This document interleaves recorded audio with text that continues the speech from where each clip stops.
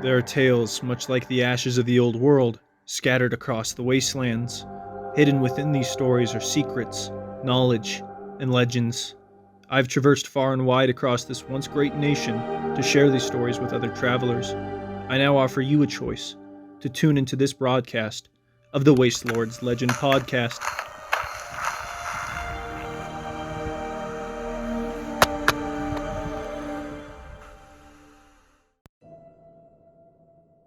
Welcome back to the Wasteland, my friends.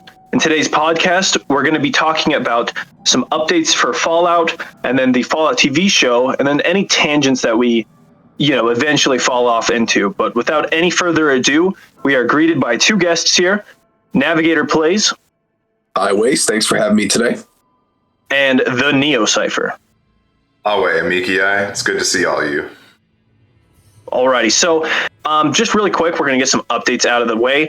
We have Fallout New Vegas Day for 2024 is going to be November 16th and the 17th, which falls on a Saturday and a Sunday.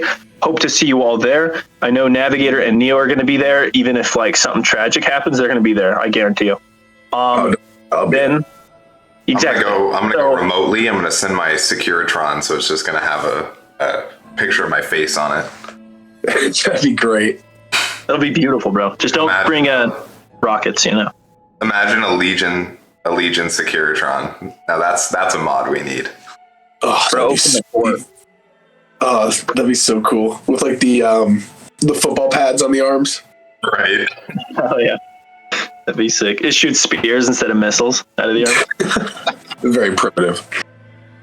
So another thing for the update is a Fallout shelter. There's a new outfit that was added to the game, a small update, the Vault 33 jumpsuit from the TV show. You can get that whenever you want. And then also for Fallout 76, there's the Vault suit as well.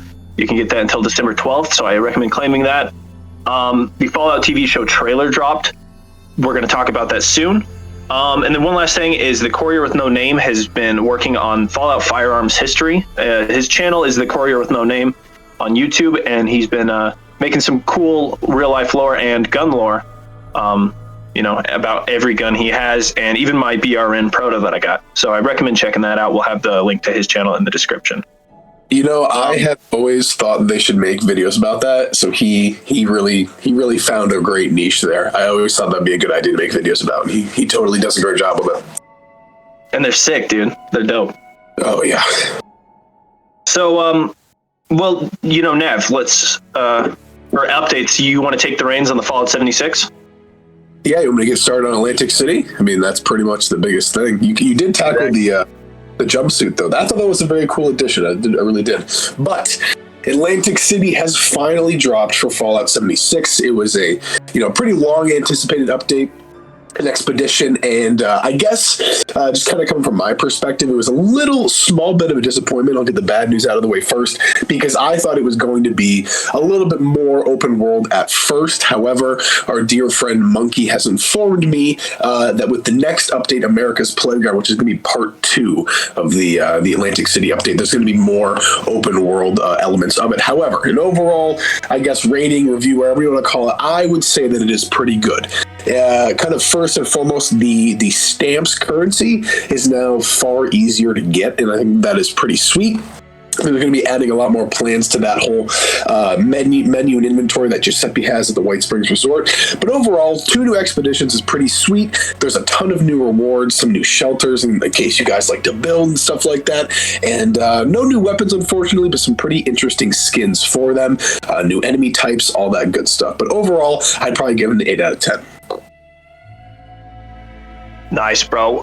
Neo, you had some thoughts that you wanted to share about the Atlantic update. I can't say much just because I just finished updating it today after 4 days. I hopped on and I just kind of looked at it and I was like, oh, it's cool. It's Far Harbor. That's really all I got to say. Yeah, bro's updating with his with power generators over there while the rest of us have nuclear fusion. He's got to keep replacing his fusion cores. I have the worst internet, bro. Yeah, so I played it last night. And I thought, I think it's pretty good for a world. I think it's pretty interesting. But to me, it felt more like a fan-made mod than it did really like a Bethesda release. And maybe that's because, and I only got to play one half grand. I did not go to the boardwalk. I went to the casinos and I did the whole like quest line there. Tax evasion, yeah. Yeah, and a lot of it played kind of like a mod. Like you show up and there's like nobody except one guy, and then he sends you on a quest to like kill people, and there's tons of fucking super strong enemies. Maybe that's because I'm a low level though. I didn't bring any power armor, and I only brought my flintlock pistol. Oh my god! So that's all you need, bro. My claps. It seems like advantage though. My cheeks were getting clapped like the whole night. It was great. But like other than that, I do like the new enemies, and I don't know how much I can go into. I don't want to spoil it for Waste, but I like some of the new enemy types, but they kind of feel just like reskins of enemies that we have already, like super mutants and ghouls and death claws and stuff, you know. So I don't know exactly how I feel about that, but at least they're different enemies, you know, even if they are kind of just reskins. It's at least Bethesda made something unique to the world to help you get immersed. What I was really hoping for was at least one of the casinos to be operating.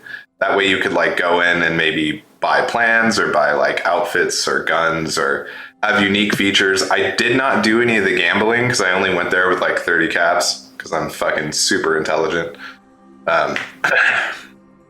So you really came in there to a casino with 30 caps, bro? Yeah, man. Yeah, so you're supposed to be Mr. Moneybags. He's trying to go from rags to riches. I was. Yeah, I brought my life savings, man. Dude, I'm sorry. You know that like that town that's kind of like outside of Fallout 76, where there's like, oh god, what faction was it? I think it was what, Responders that got like absolutely cream pied in that area. Oh, Flatwoods. No. Do you want to talk about where they really got shafted? We can talk about Charleston, but I think that you're on about Flatwoods. Maybe.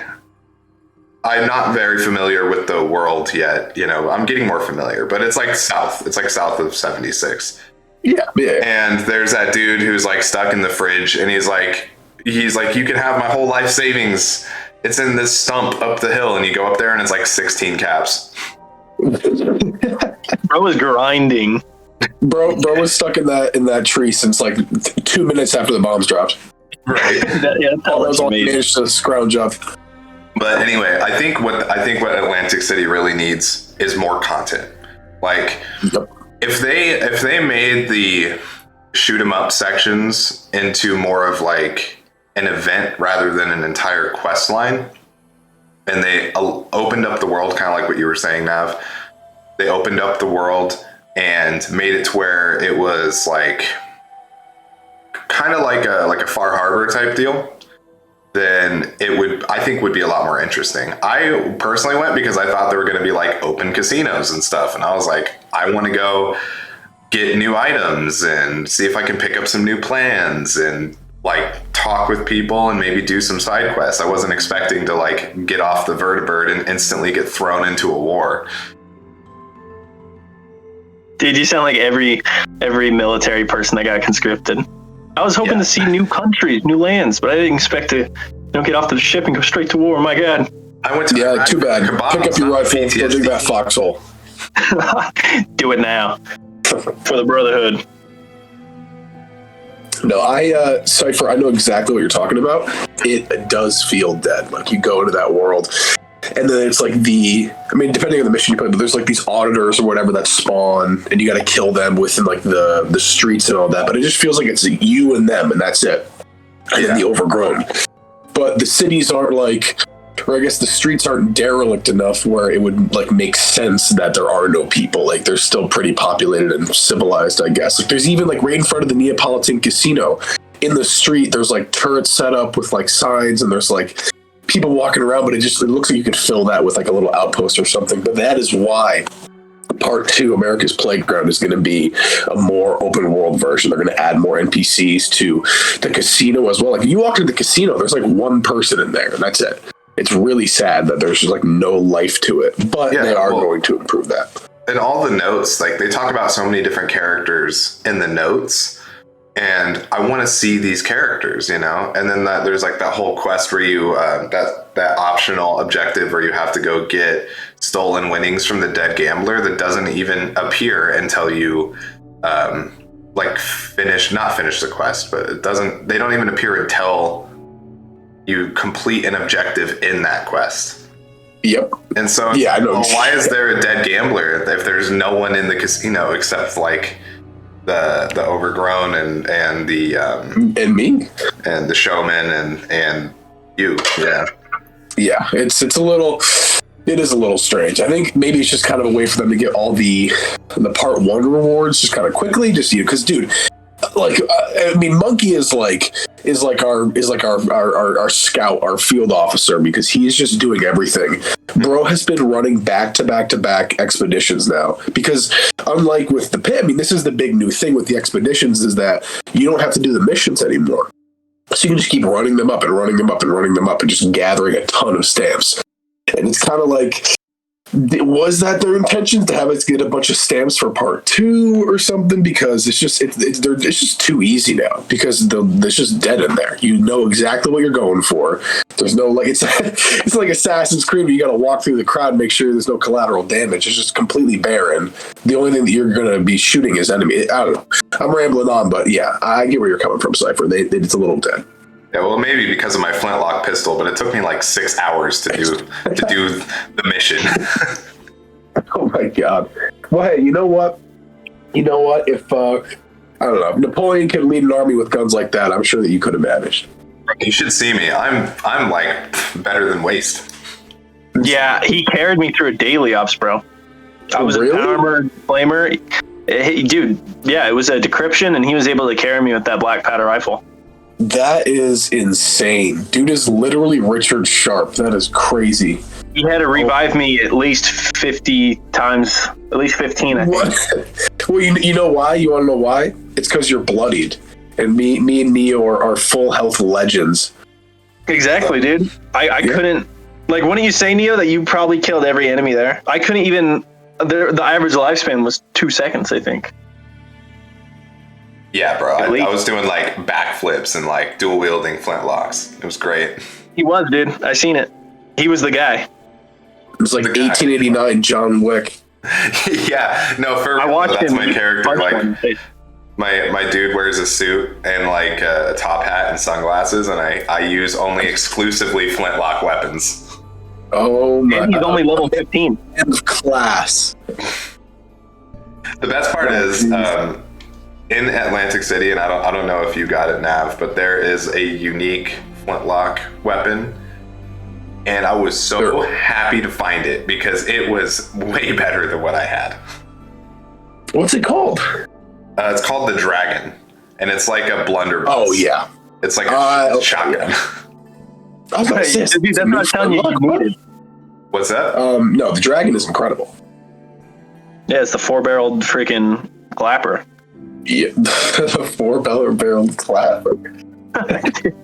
That's what I've always called it, bro. It's so OP. Yeah, I remember when I was like a low level and I would like look up guns, that was like the most coveted gun was the Dragon, because that gun, I believe, I could be wrong, but I think that you can only get like a level 50 version of, like a level 45 version of it.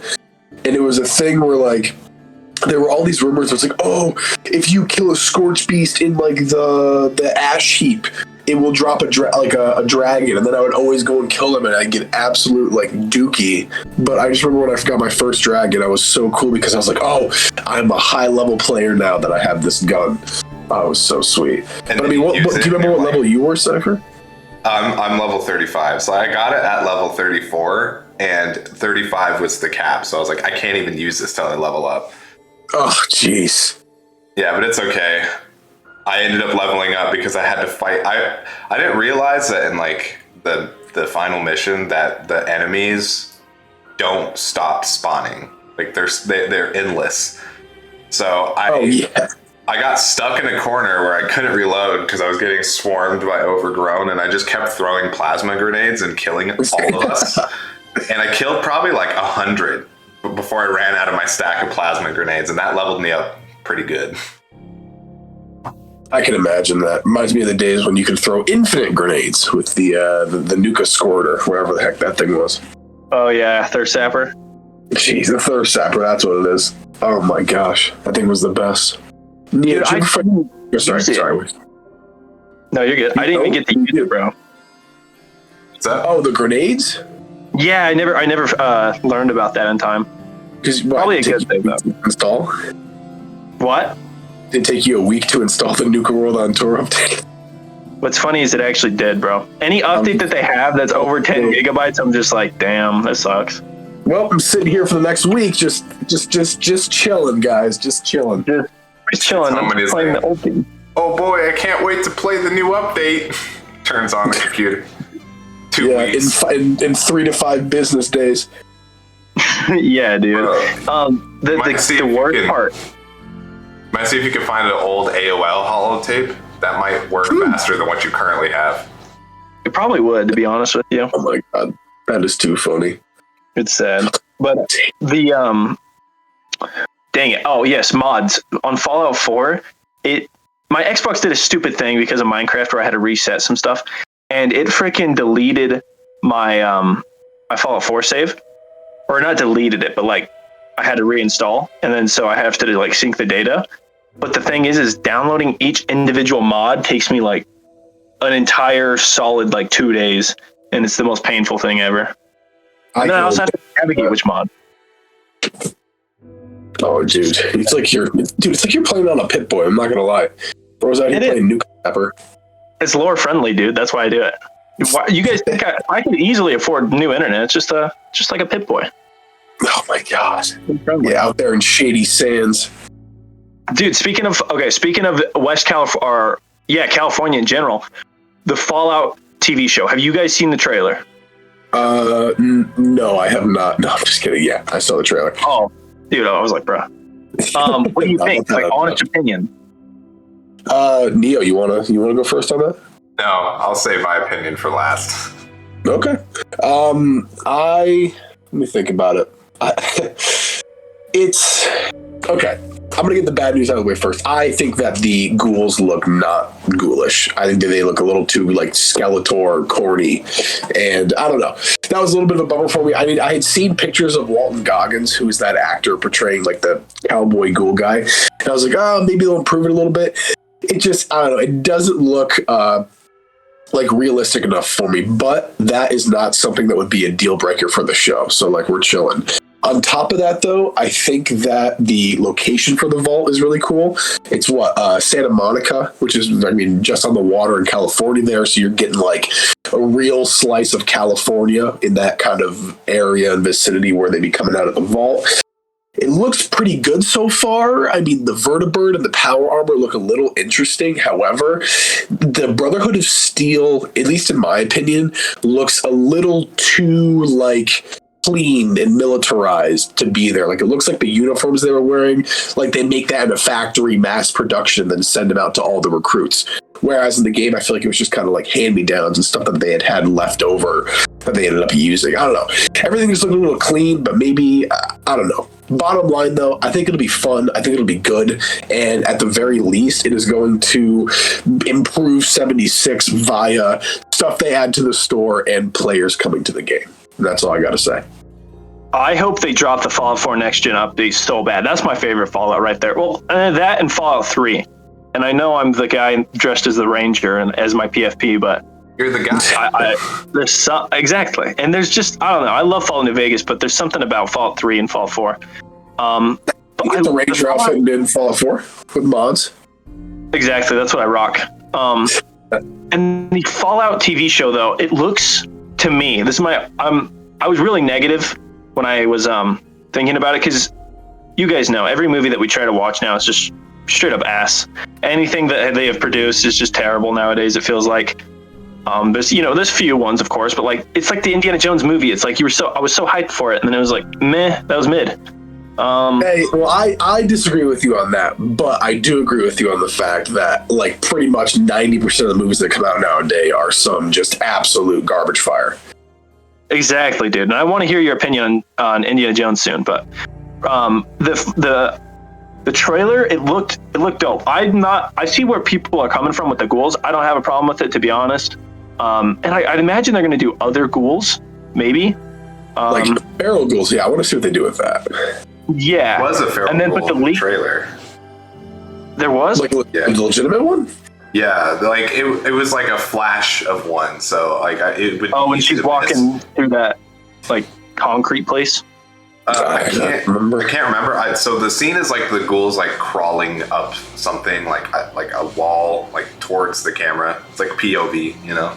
Oh, it's a disappointment. They don't have them slapping their feet and running at you like toddlers. Dang. Right. Damn. Dude, the amount of times I've been jump scared by Fallout 4's ghouls. Any ghouls, but Fallout 4 specifically. So they turn on the nitro and fly at you, quite literally. Oh my god, dude. Terrifying. It's wild that they do that. Wild. They're tweaking. They really are. You know, Waste, I know that you probably have some points to talk about the show, but there is one thing I just thought of whenever you'll give me a second. But continue with what you were going to say. Okay, so the power armor, I think, looks amazing. I don't know why the what do you call it? The reticle, not the reticle, that's the dumb thing. The rangefinder on the right side of their helmet that goes up. You know, like the T-51's got it, and they bring that down. They got that down on every single piece of T-60, and that's strange. They have the Pridwin, or the Pridwin-esque ship. It takes place 9 years after Fallout 4, and if you think about the absolute leaps of development the Brotherhood took from Fallout 3 to Fallout 4, they went from T-45 to having like a tiny little base, you know? Not tiny, I mean, it was decent. To mass producing, vertibirds and having an entire airship, and then mass producing T-60 using the Enclave tech. I can definitely see them building another Pridwin type ship and going to back to California, or even sending the schematics to Lost Hills, because that's what they did with they left Lost Hills, went to Chicago, went to DC. So this is all stuff we've seen before, and I heard some people like, why are the Brotherhood still in California? And I'm just like, come on, guys. Yeah, exactly. Like, what are you talking about? I know you're trying to cook here, but no, that's where they came from, believe it or not. And then the Galguai looked really good to me, and I know Neo had some problems with it, and I respect that, but I thought it looked sick, dude. And then the nukes looked dope, and I'm trying to think. Oh, the axolotl was terrifying, but it looked perfectly for Fallout. It looked like a centaur. It was a centaur reminding me, kind of thing. It was the thingers. Did they have a Mirelurk too? I feel like I saw a Mirelurk, or maybe it might have been the axolotl. It was probably the axolotl. I did a whole video breaking it down, but my memory is so bad. I'm like trying to remember the things I seen. But that pieces are like phenomenal. Oh, it looks good. I will say that it looks good, but I think there's just like one or two things, at least in my opinion, that are kind of like. And that was the ghouls and the power armor. Yeah, but the only thing with the power armor is just like I would have liked it, and you know me with this, like it just should be a little bit more weathered. It looked like it was hot off the factory press when they're wearing it. That was the issue. Yeah. And I wanted to see some T-51. You know, your boy. That's my thing. I want to see that. Your favorite? I'm sure you will. Baby boy. So, yeah. What did you? Nev, you wanted to ask me a question though. What was that? Well, not so much a question. I just maybe be a good talking point. But did you guys see the one like panel? It was like a 1 second thing where it's a vault dweller, and he's just like he's like screaming, and you can kind of see all around him. There's like fighting and stuff going on. Do you think that, at least, I mean, I think that's them kind of showing that they're going to touch on either one single vault or a bunch of vaults experiments. And that's what I'm excited for, is like them showing how Vault-Tec is like experimenting on the Vault Dwellers. That would be sick if they actually like brought that. To quote myself, when I was doing that video, I said it's a scene straight out of the 7-Eleven, dude, because they were straight up tweaking. They were going hard, crazy. Exactly. And like corn dog. Dude, and the one I don't know, the thing I had, to be honest, was the Cyclops. I've never seen a good Cyclops in a movie. They always look like bad, like CGI wise. I don't know. I didn't get that though. Like, why did they have the Cyclops? I mean, it's Fallout. It fits. It's just it looked kind of weird. I I was like, theories that the Cyclops is probably from a vault where they were doing genetic testing of some kind or genetic experimentation and ended up with a dude with a single eye or whatever. That's kind of the angle that people in the community that I've talked to have kind of taken, which would make sense. But you know, I'll save my opinion about the Cyclops for when I get to state my case. Bro, you wanna state that right now? I want to hear your honest. Go deep, bro. Okay, hold on. let me collect myself here. Degenerates like those who made this show belong on a cross. Based.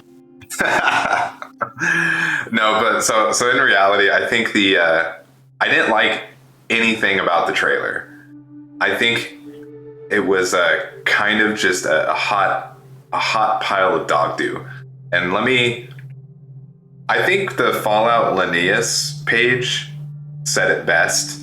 They put up a community post like right after the trailer dropped. And basically, to sum up what I can remember, they said that the Fallout TV show looked cosplay.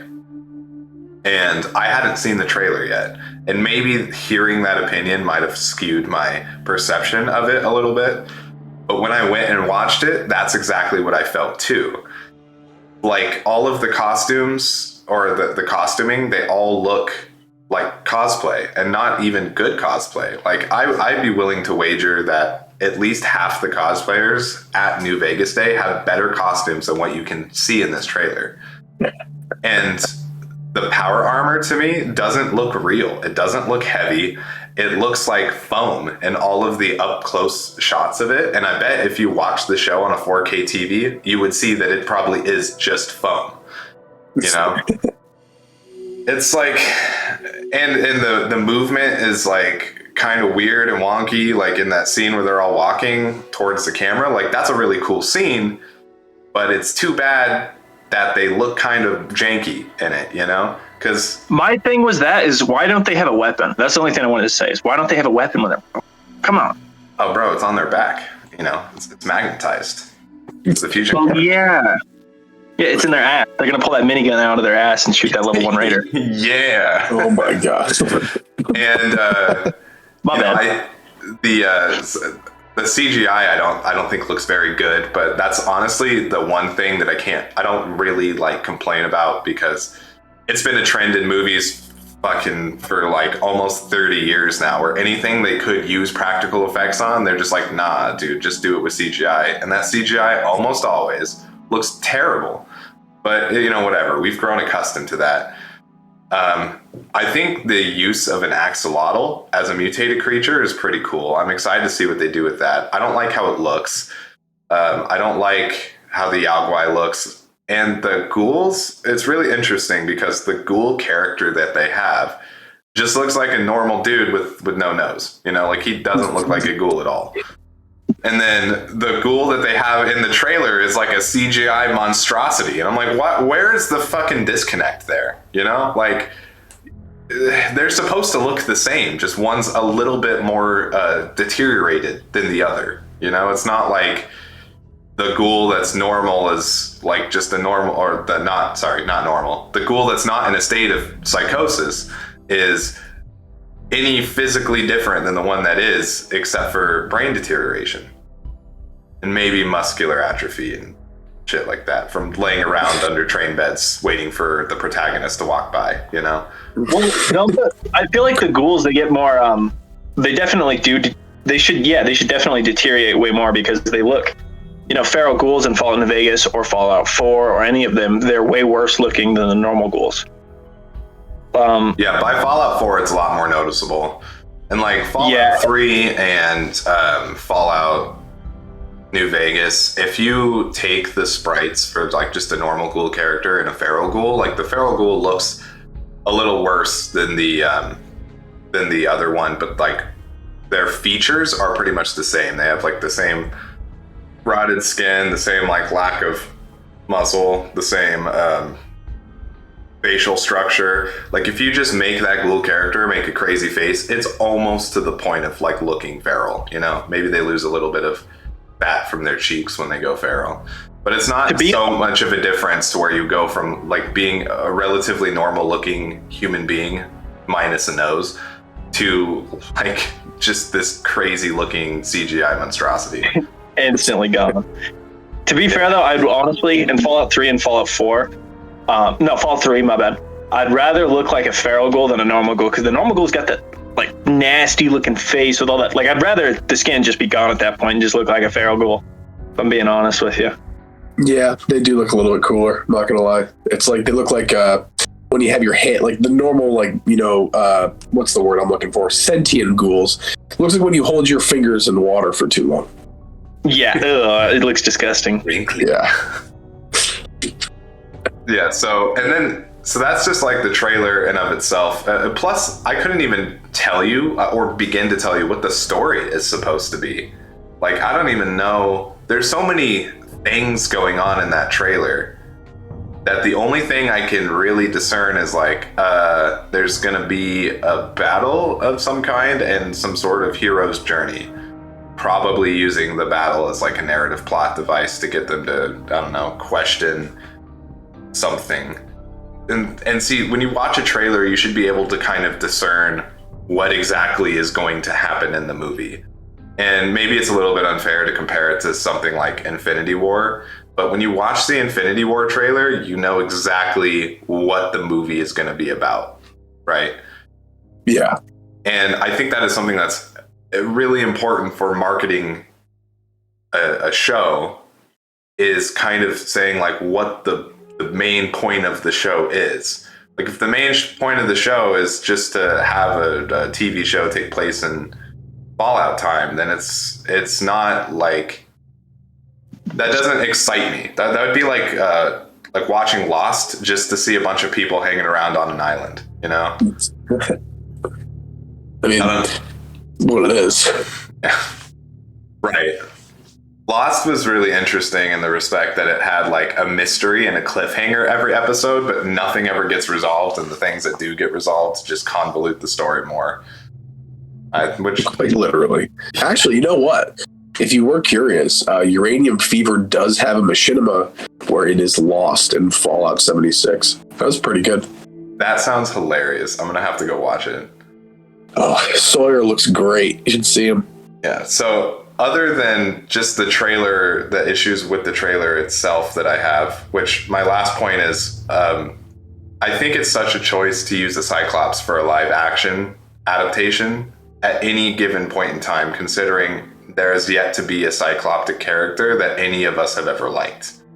And yeah, it's a super hard effect to pull off in any other form than like digital or animated.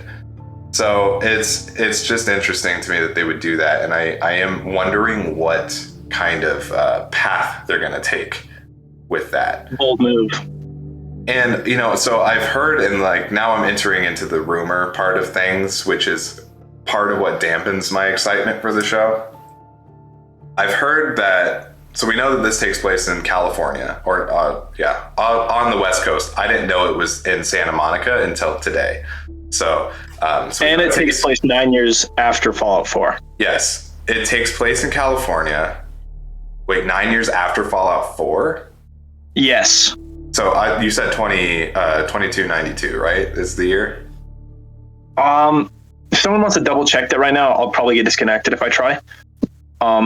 Just to fact check us, because I'm pretty sure it's 7 years.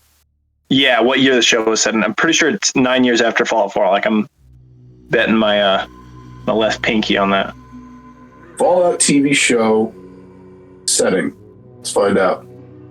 Yeah, 2296. 219 years after the Great War. When is Fallout 4 set?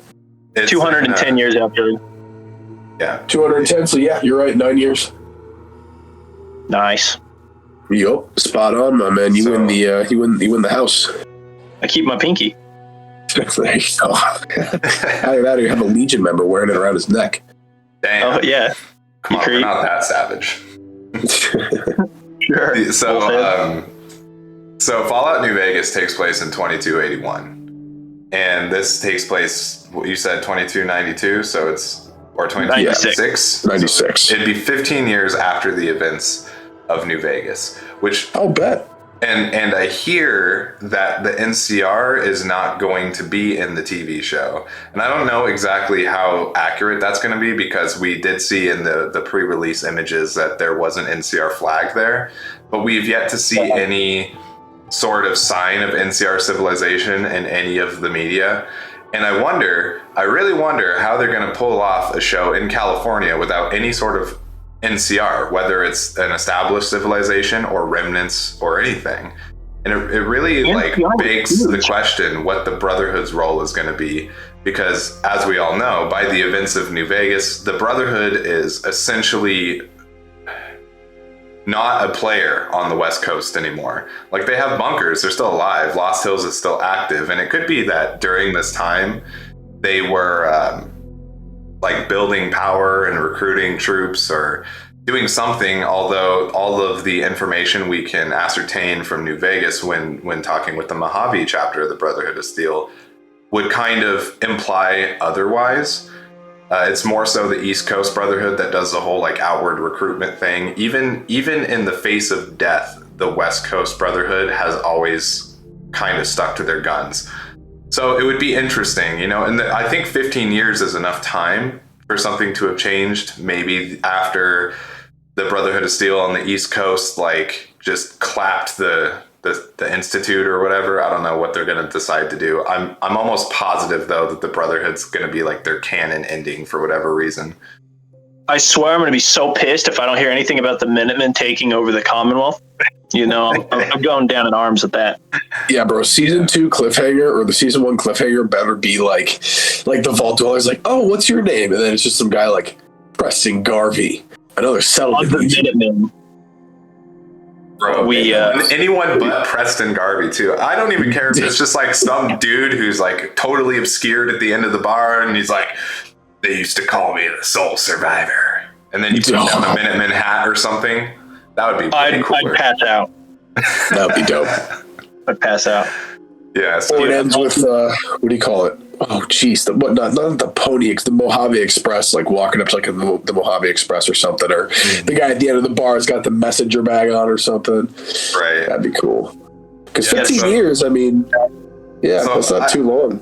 I have no idea what they plan to do with the lore, and honestly, the implications of the lore with having a confirmed canon TV show on the West Coast makes me really, really nervous, because the thing is, New Vegas was the perfect end to events on the West Coast.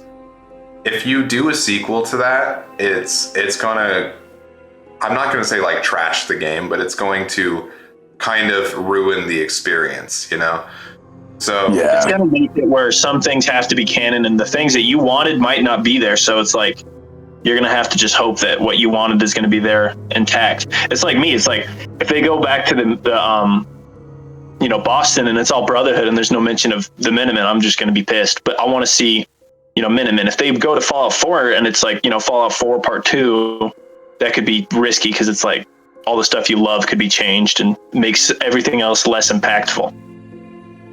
All right, here's a good question though. If you would let's say that this is Fallout, the TV show season 2, and they're going somewhere new, where of the known Fallout universe, places that have been set in the game, where would you want them to have the TV show? Does that make sense at all? Chicago. You would want Chicago? Okay. I was thinking the Pit. The Pit that was my first answer, and then I thought, and I was Chicago. I don't know. Either of those would be badass. They really should do something in Chicago, because there is so much lore for the Midwest just in general. And even if you were to just, because tactics is not considered canon, so if you were to just throw that out the window and redo the lore, there's at the very least, we know there's an enclave outpost somewhere out there. And to what degree I say enclave, it could be one dude in a basement somewhere, or it could be a significant force that went there after the destruction of Navarro. We don't exactly know, but we know that's there for sure. We know that there's Brotherhood out east because they were actively clashing with Caesar's Legion, which is why all the Centurions have T45 power armor arms from fighting with the Brotherhood. Think about let that set in real quick. The Legion was killing Brotherhood members. Brotherhood members are lore canonically wise known as badasses. They'll like one paladin is like, my god, he's a savior. If you got dudes with spears and stuff, and they're wearing the pauldrons of them, like, I know people always trash on the Legion, but damn, that alone is like a testament to their strength. Yeah, that is actually like one thing that we often use to power scale, because we know that anyone in full power armor is damn near fucking invincible. Like you have to be really, really good and put them under a lot of pressure in order to kill them, which is kind of why it's a little bit frustrating. Like in Fallout 4, you'll just like come across knights that will get clapped by like a pipe pistol, and you're like, come on, man. They're way better than that, you know? That's why I love Fallout. But yeah, lore-wise, like the Brotherhood Knights are very, very tough. They're very, very well trained, especially on the East Coast. They're probably the best trained Brotherhood forces in the entire wasteland, and their experience too, which is a large part of like my argument for why I think that they would win the conflict in the Commonwealth, was because like the Brotherhood forces out there have been consistently recruiting and fighting wars against both the Enclave and super mutants in DC for like 10 years. And, you know, when you have that many veterans, they're going to like pass their knowledge on down to recruits, and they have more experience. So like recruits don't just sit around in a bunker and shoot at targets until it's like time to go on patrol and like, you know, pick off a few rad scorpions or something like they would on the West Coast. On the East Coast, they're like, okay, you've completed training. We're going to send you out into the field and you'll be fighting super mutants. You know, the quality of soldier is a lot better. And that's kind of how it is in the Midwest too with tactics, because they're like the first form of a Brotherhood standing army in tactics. So if we take the Brotherhood from Fallout tactics, or at least from that area, or actually, you know, let's not do that. Let's say we'll take West Coast Brotherhood Knights and Paladins, like those found in the Mojave chapter, and pin them up against a veteran legionary. The ones who can become Centurions are ones who are able to take out those Brotherhood members, and whether that's with a spear or with a machete, more likely they're using ballistic firearms of some kind. It's still impressive. And in the lore, the Legion Centurion is from what I can ascertain with my current knowledge, it's the most powerful warrior that we have in the lore, like singular warrior, which is why there are not a lot of them until the final battle of Hoover Dam. If you do it, what's weird is if you do it with the Legion, you only see like 2 Centurions the whole time. But if you fight with any other faction against the Legion, they're like all Centurions. It's crazy. Because they got the Courier with them. They're not worried. I'm not going to lie, you kind of made me depressed. And it wasn't even, you were talking about Legion killing the Brotherhood Steel. And I was like, bro, how would you kill a dude in power armor with a spear? And then I was looking at my, you know, I have a Fallout 3 stand, like a board standing here of a power armor guy. And I'm just looking at him and I'm like, I'd go for the joints, right? You know, maybe that with a spear. But the thing is if you get close and you disable their weapon, bro, a big chain net would just destroy them, like a net of any sort. You could just hold them in a net, and then they could, you know, recycle their piss for a little bit and drink that, but they're going to starve to death. And I'm just like, I got kind of sad. I'm like, power armor is supposed to be the end-all, be-all of weaponry. You're just dead if you go against it. And then I'm like, damn, you could actually take it out with like a net, bro. Well, especially like by the time you get to Fallout 4's power armor, it's got a huge fucking weakness, and that's the fusion core. Like, if you think realistically, you probably could just pop that out of the power armor if you got behind it, you know? It has to be turned, though. You're like spring walked. Oh, are they? Yeah. They're that's a little the bulkhead door looking freaking, what is that called? Oh my god, the steering wheel on the back of it. I'm a dummy. That's what I'm calling it. The steering wheel on the back. You have to spin that thing. Okay, all right. I was thinking like the core itself was like locked in there. Just pluck that out. I mean, I'm pretty sure you can with lockpicking or something, but you know how broken lockpicking is. It's not, I don't know, you man. can't If you feel can do dude's it in the underwear. game, it's lore accurate. Just like freezing time with your Pip-Boy, bro. No, exactly. Or Jet. Absolutely, yeah. Or like targeting someone's nuts, That'd be dope, but you can't do that. Well, actually, you can follow 1 and 2. Yeah, and so just to like further the power scale, because I remembered one more instance that I think is important. A West Coast Brotherhood knight fought with what's his face? Oh god, Marcus, yeah. Marcus and Jacob. Jacob was the Brotherhood knight. Him and Marcus fought to a standstill, like a fist fought to a standstill for like 2 days straight, or maybe absolute legends. Yeah, so like that, and Jacob was, from what I could tell, like just your average caliber Brotherhood knight or paladin. It would be paladin if it's West Coast. Average Brotherhood paladin fought a super mutant to a standstill for 3 days straight. And these dudes are getting clapped by like dudes in skirts with machetes, Yeah. Hey, sheer will, man. Sheer will. What do you guys think this Brotherhood's from? Do you guys think? I don't think that's the Prid one. I feel like it's another remade one, and I got no evidence to support that, other than the top of it looking different than the Prid one. Maybe they upgraded it. Maybe they made a new one. It better be a new one, because I sent them with their tails between their legs back west at the end of Fallout 4. So I don't know if they remade the Prid one after I absolutely nuked that thing. Were you Minutemen gang? Oh yeah, all the way. Represent. Get out of here, Neo. Minutemen will eat. We're Minutemen. Guess what, bro? We're coming. We're gonna actually just avoid everything in between Boston and Arizona, and we're coming for Arizona, my man. We're gonna take out every legion, and we're gonna replace that banner with a blue Minutemen flag.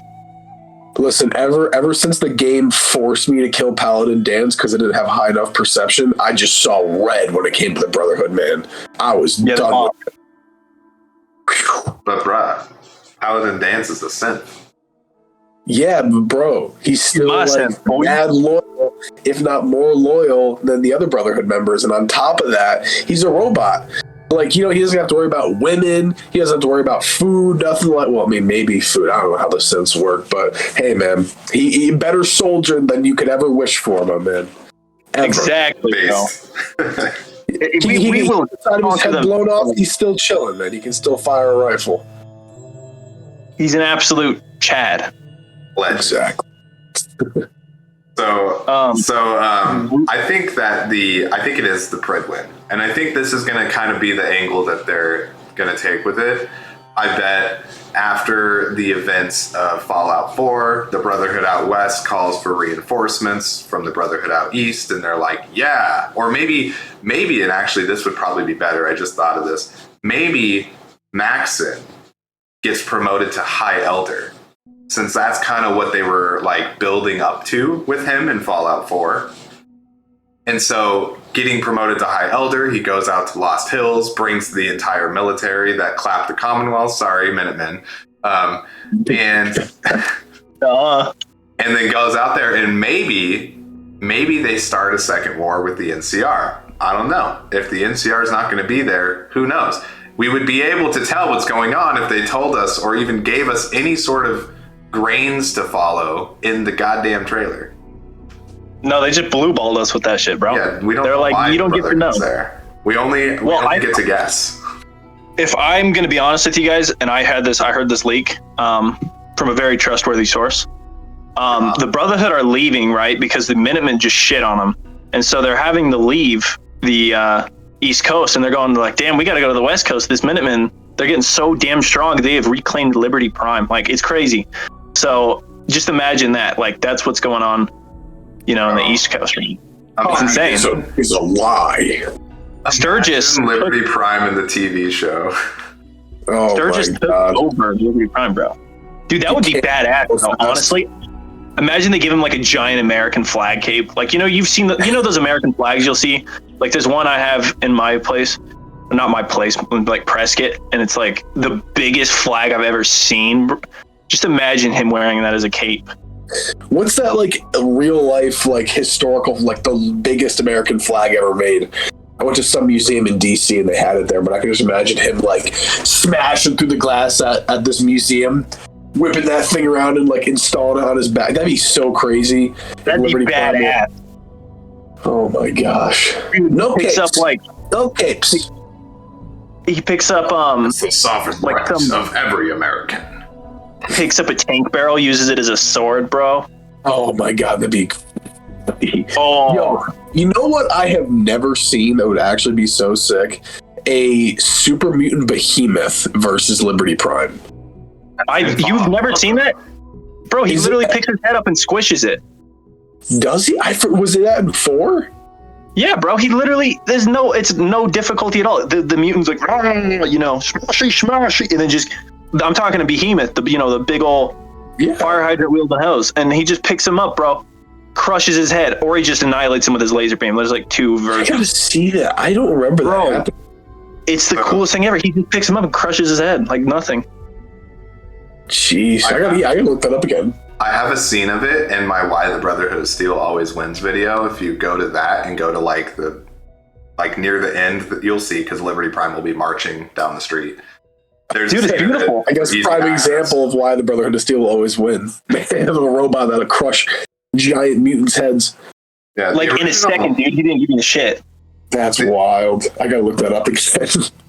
The original joke that I had with that, because like I do think that the Brotherhood wins. I think that a large part of it though is because they're like the mascot for the Fallout games, Like, let's be real. Yeah.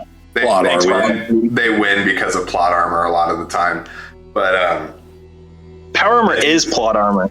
I genuinely think though that in Fallout 4 I don't think that they can lose as easily as a lot of people seem to think. And what's wild is like no one has so far come to say like, oh yeah, the Railroad could absolutely just clap the Brotherhood. No, the Railroad's in. I think that the Railroad probably stands a better chance, considering they're like a massive spy network. It's not unfeasible to think that their ending would be just to get someone onto the Pridwin who then just blows it up from the inside, right?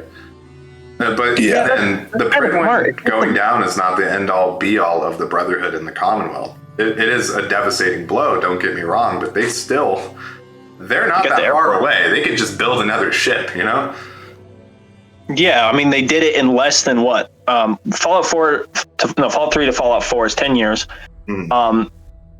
Think about everything they've done. So they definitely, I was doing this with, average based talking with commenters. They built the Pridwin pretty fast. Yeah, I think it was like 6 years. I think it took them to design and build it. Yeah, designing and building, not just building, but designing, which I'd imagine would be the hardest part. Another thing too is the Pridwin, while it is an airship, it's not a blimp. Fun fact. Yeah, it's got those thrusters underneath it. Huh. A lot of people are like, the Pridwin's a blimp, and it's like, no, it's not a blimp. It's an airship, huh? I never put that together. That's why you can walk inside the gas tank area without dying. Oh yeah, that does make sense. I don't know.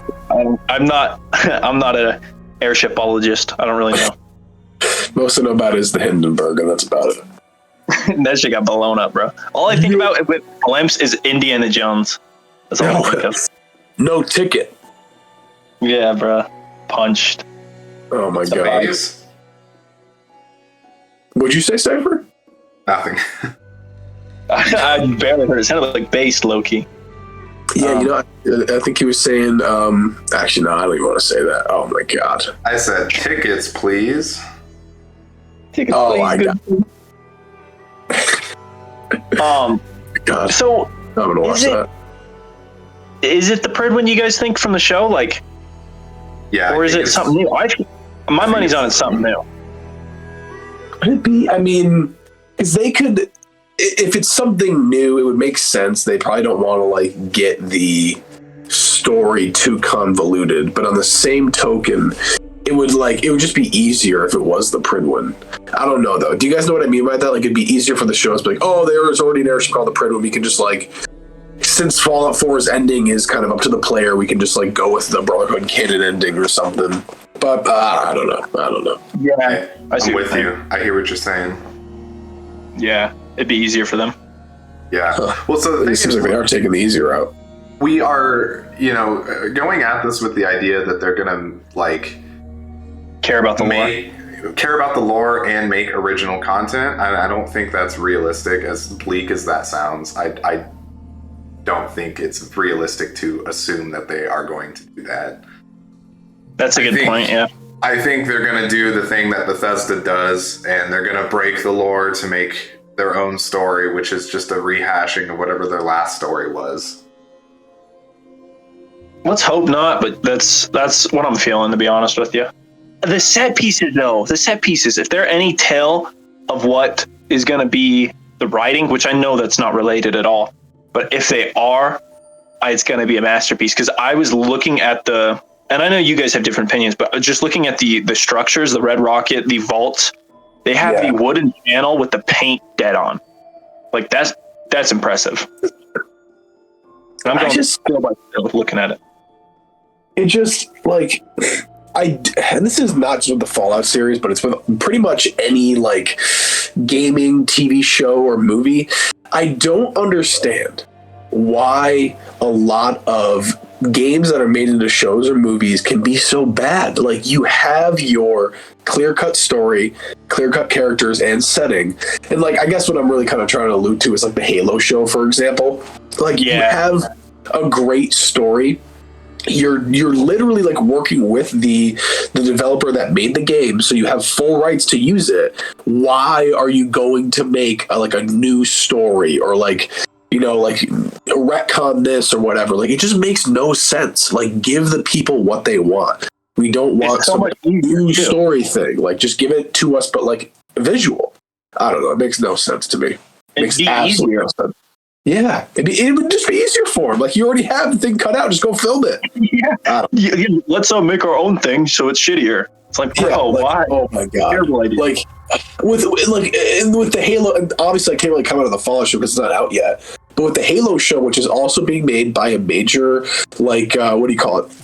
Show movie subscription service thing. Like Fallout is gonna be Amazon, Halo is Paramount.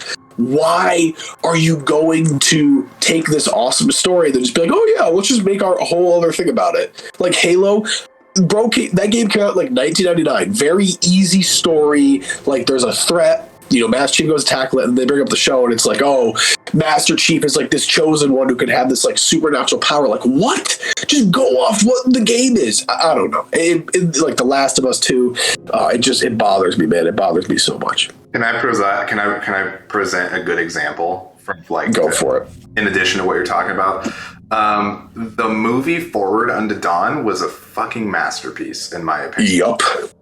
It was so goddamn good. They got everything right. Like, even the timeline, which is the crazy part, because like that's always the thing that people mess up in these like video game movies.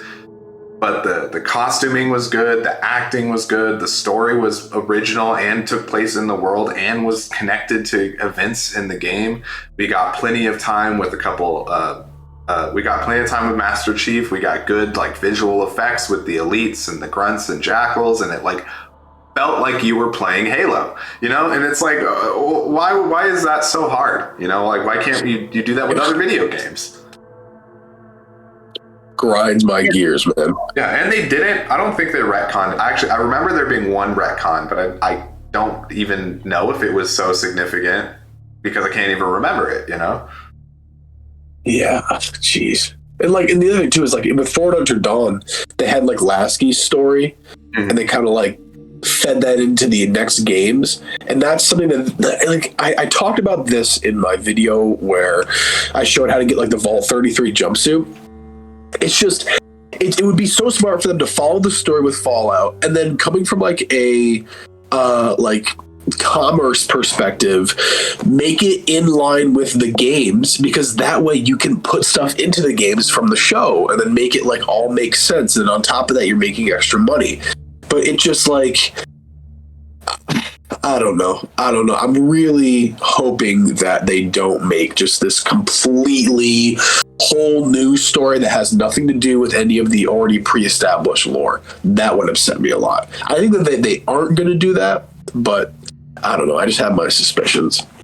To be fair, that's what Fallout 3, 4, and That's what 3 and 4 and 76 did. They just completely went off. Like, you hear like tiny snippets, but like Fallout 1, right? There's Fallout 1 and then there's Fallout 2. There's a lot of connection between the games. Fallout New Vegas, there's a lot of connection between those games, the NCR, Shady Sands, all that.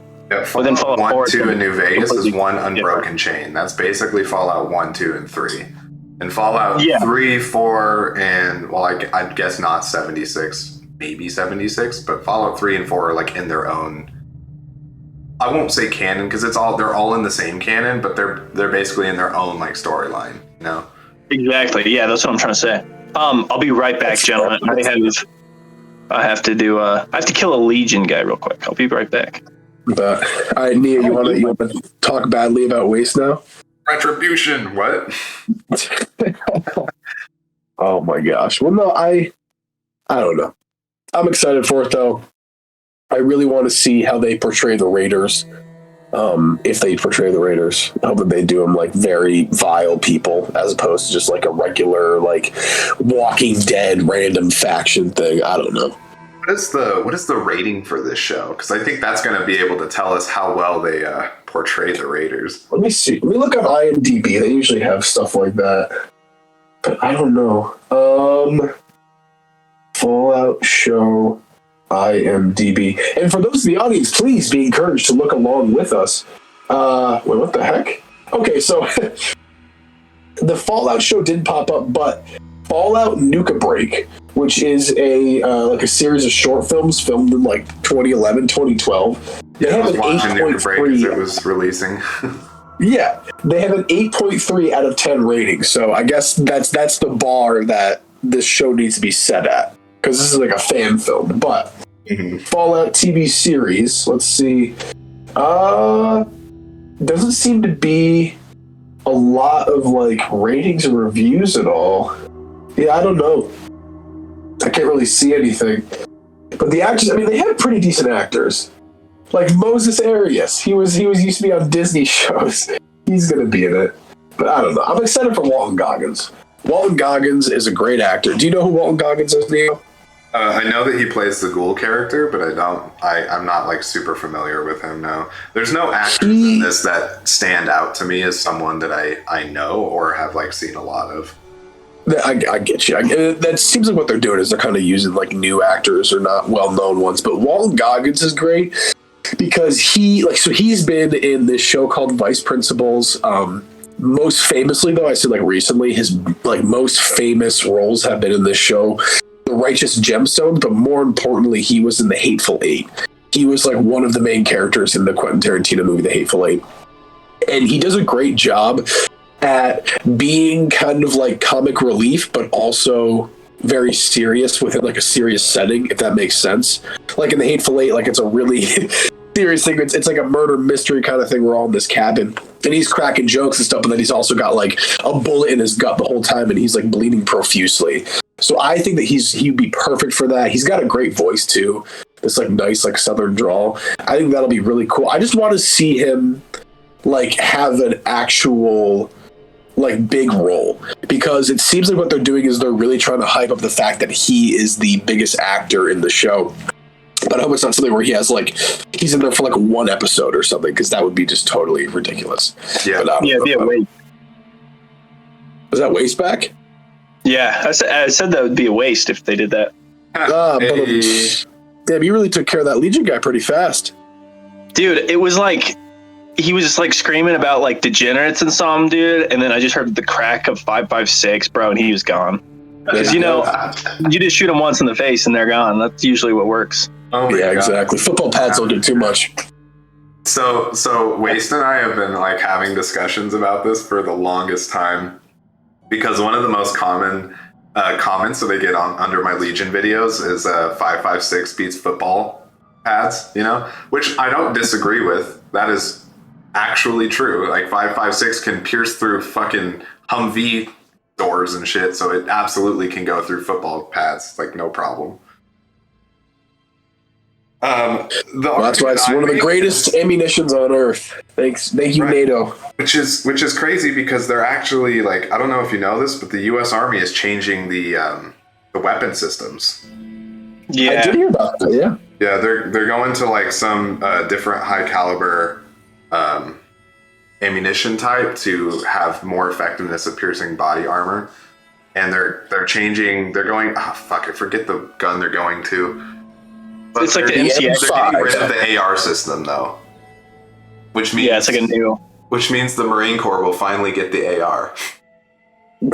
Oh yeah. Oh Dude. my lord! And then you got to think of Fallout service rifles. That it just looks ass. That's why I carry a BRN Pro. You know, that's why I'm having my gun like this. It's like, it's not the service rifle, because that looked like, you guys have used a service rifle. The survivalist rifle is where it's at, but the service rifle, Oh, hot garbage. mid. Oh, dude, bro, the survivalist rifle. Oh, It's so OP. it's so good. So the argument that I make with this is that 5.56 can go through football armor, but you have to hit your target. And the majority of NCR troops that are conscripted to go to the Mojave only get like 2 weeks of training. And they have to shoot rifles that jam all the fucking time and are like really poorly maintained.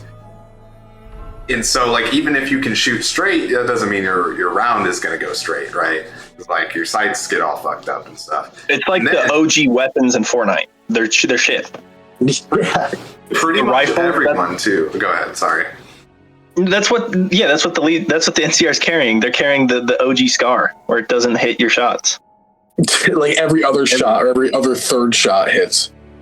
Exactly. So you're telling me that a dude with a machete, oh my god, he's a machete and a skirt. Yeah, but 20-foot rule, brother. If you could, you could like weave and dodge the bullets like a feral ghoul, and then you got him. Yeah. That Teleport around. and the Legion characters are actually faster than like every other NPC in the game. Like, whereas everyone's set at a speed of 100, Legionaries are set at a speed of 130, and so they fly like in comparison. And in lore, what's interesting is that in lore they'll send like hordes of recruits at these fortified positions. So yeah, like a lot of them will die, but the ones that survive like basically break through the defenses, and they have to massacre the people on the other end, or else they themselves will die. So like the Legion creates psychos. It's crazy. We've been talking about the Legion versus the Brotherhood for a while now, and that has been all that I can think about is like, okay, yeah, the Brotherhood has like the power armor and guns and all that, but the Legion has fodder, and they can just keep sending them to the lines, and then eventually one will break through, and then it's game over. And that's probably why Legion is very effective. Although then exactly again, why the Legion is very effective. well, there you go. Yeah. By the time they're like an actual standing army. Like earlier in their life, they were more so like glorified raiders, right? I wouldn't say like they had the military capability of taking on the NCR in the first like 20 years, but yeah, by the time they encounter the NCR, they are an entire army of seasoned veteran troops, and the ones that aren't seasoned are basically fodder. Like, they don't really give a fuck whether they live or die. They send them after the enemy to do that, to scare them, to demoralize them, to overcome positions at the expense of human life. And that's like the argument, is like, whereas the NCR, I can't really say that they value the lives of their troopers any more than the Legion does, but they're not willing to just give them combat knives and just be like, yeah, go rush that ridge. They at the very least give them guns, and they're like, get behind these sandbags, One thing I want to say too is that these are tribals that have known conflict, and we're talking about the NCR. If one of us were given a gun and told to shoot someone and they were like running at us, I'm sure we'd all be shaking. Like, we might be able to do it, but we'd be shaking, we'd be terrified, we'd be, oh my God. And we'd miss a lot of shots. And that's what the thing is you're giving a 2-week trained guy coming from, a farm where he doesn't have to worry about death claws and shit because he's protected by the NCR. You're giving him a terrible rifle that's going to miss a lot of shots.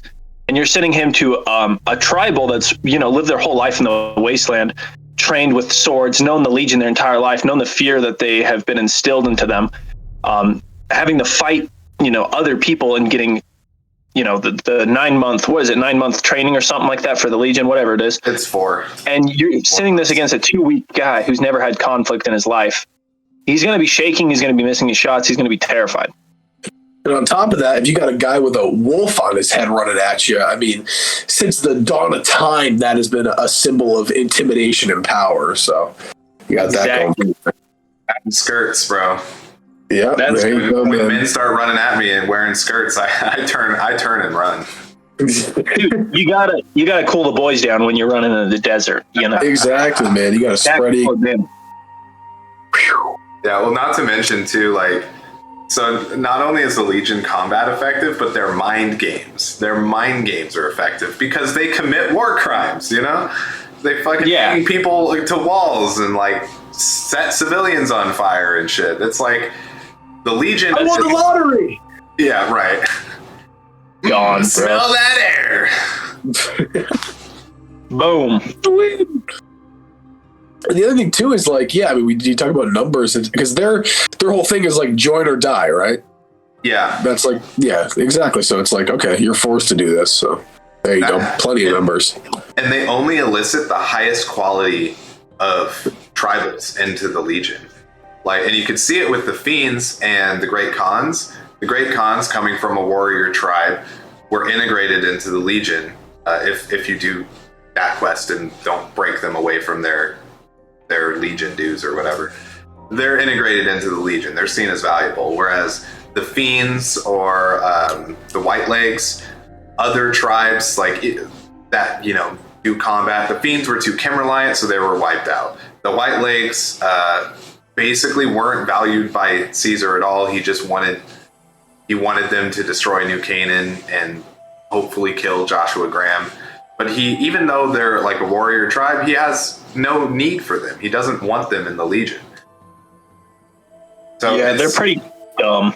They're not hurting for people, which is always an argument too. Like, people are like, well, the Legion needs slaves to keep going, and they need to like keep conquering tribes. And I'm like, they don't necessarily need it. They do it because it works, but I bet you in Legion territories, they could probably go into town and just conscript people if they wanted to. Yeah, probably. Lore-wise, they don't do that yet, but I bet you they would if they had to. And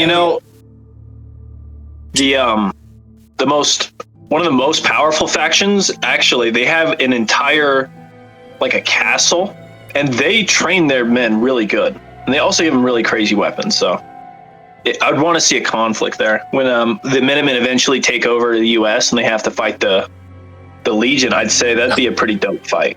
Because those laser crankers, what do you call them? Laser muskets. That's OP, and I've heard people say it's not. But if you wind they're that cheaply produced, bruh. If you wind that, that's my end game weapon right there. I wind it up, and the death claw's running at me like just instant shot, bruh.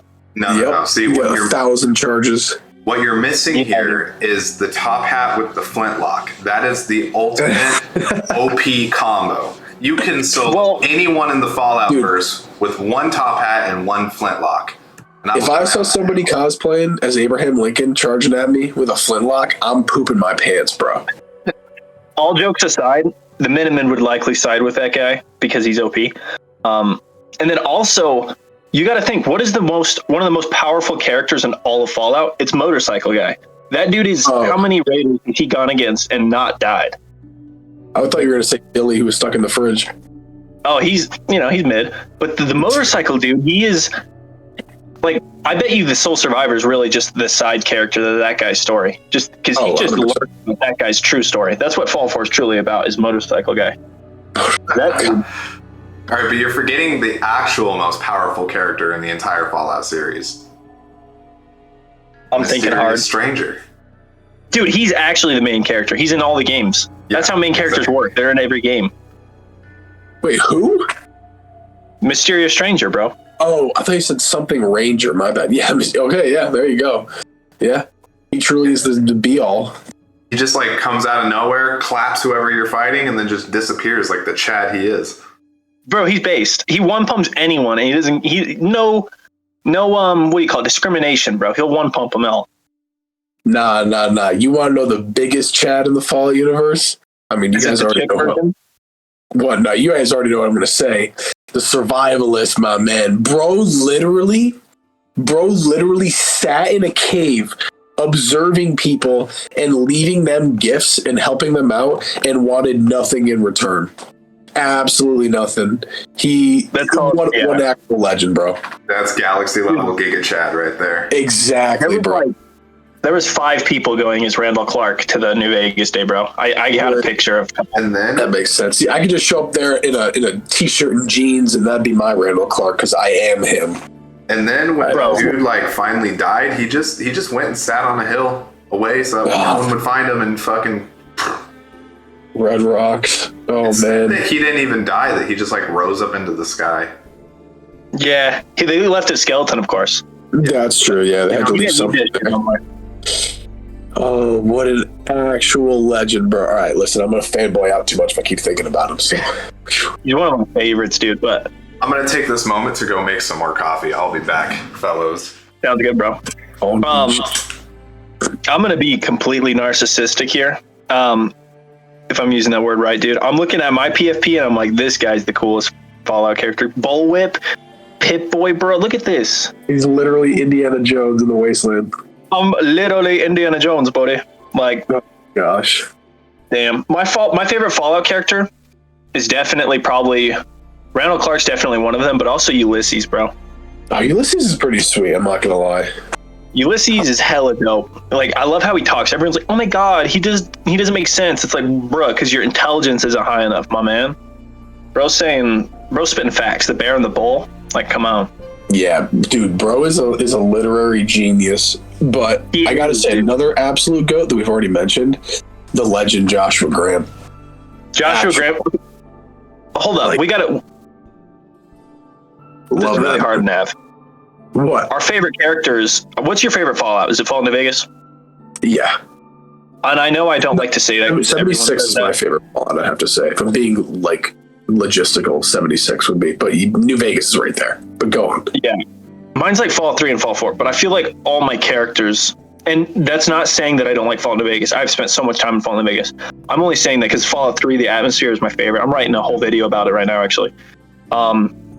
But your favorite, notice how our favorite characters are all from Fallout New Vegas. Like, I'm trying to think of a cooler character, and I can't, bro. Like, I'm thinking, like, Kellogg's cool, but he's not even, like, top 10, I'd imagine. And I know people are going to be like, oh my god. I forget. There's the dude from the pit in Fallout 3 with the eye patch, like the dude that gets you like there. I think he ends up like betraying you, but regardless, I always thought that he was pretty cool. I forget his name though. It's like it starts with an A something. And then there's what's his name? The other guy that I like is in Fallout 4, that Enclave Remnant dude who's like trapped in the bunker. He was pretty sweet. Which guy? I forget who it was, but it's like he's like the old, like he has like gray hair, like a beard. He's the I think old the Brotherhood guy. What? I thought it was Enclave though. I thought he was an Enclave soldier. Was it towards the northwest of the map?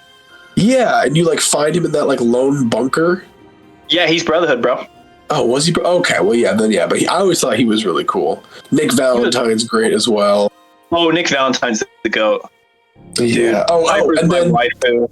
Vernon Dodge, man. Honestly, Oh, Dodge is cool.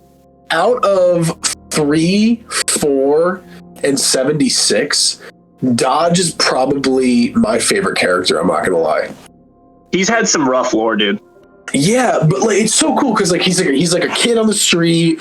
You know, he kind of gets into fights, whatever. Didn't really have a great upbringing, and then the bombs drop, and he like by that time like he had a family or something. I forget. I think he ends up losing his family either by the apocalypse or like by his own doing before the bombs dropped. But then he joins the Brotherhood, goes on missions with them, and then he's the sole survivor of the Brotherhood, and then tries to reconnect with it, and then gives us pretty sweet plans and ammo via daily ops. Yeah. And he looks cool. And he looks sweet.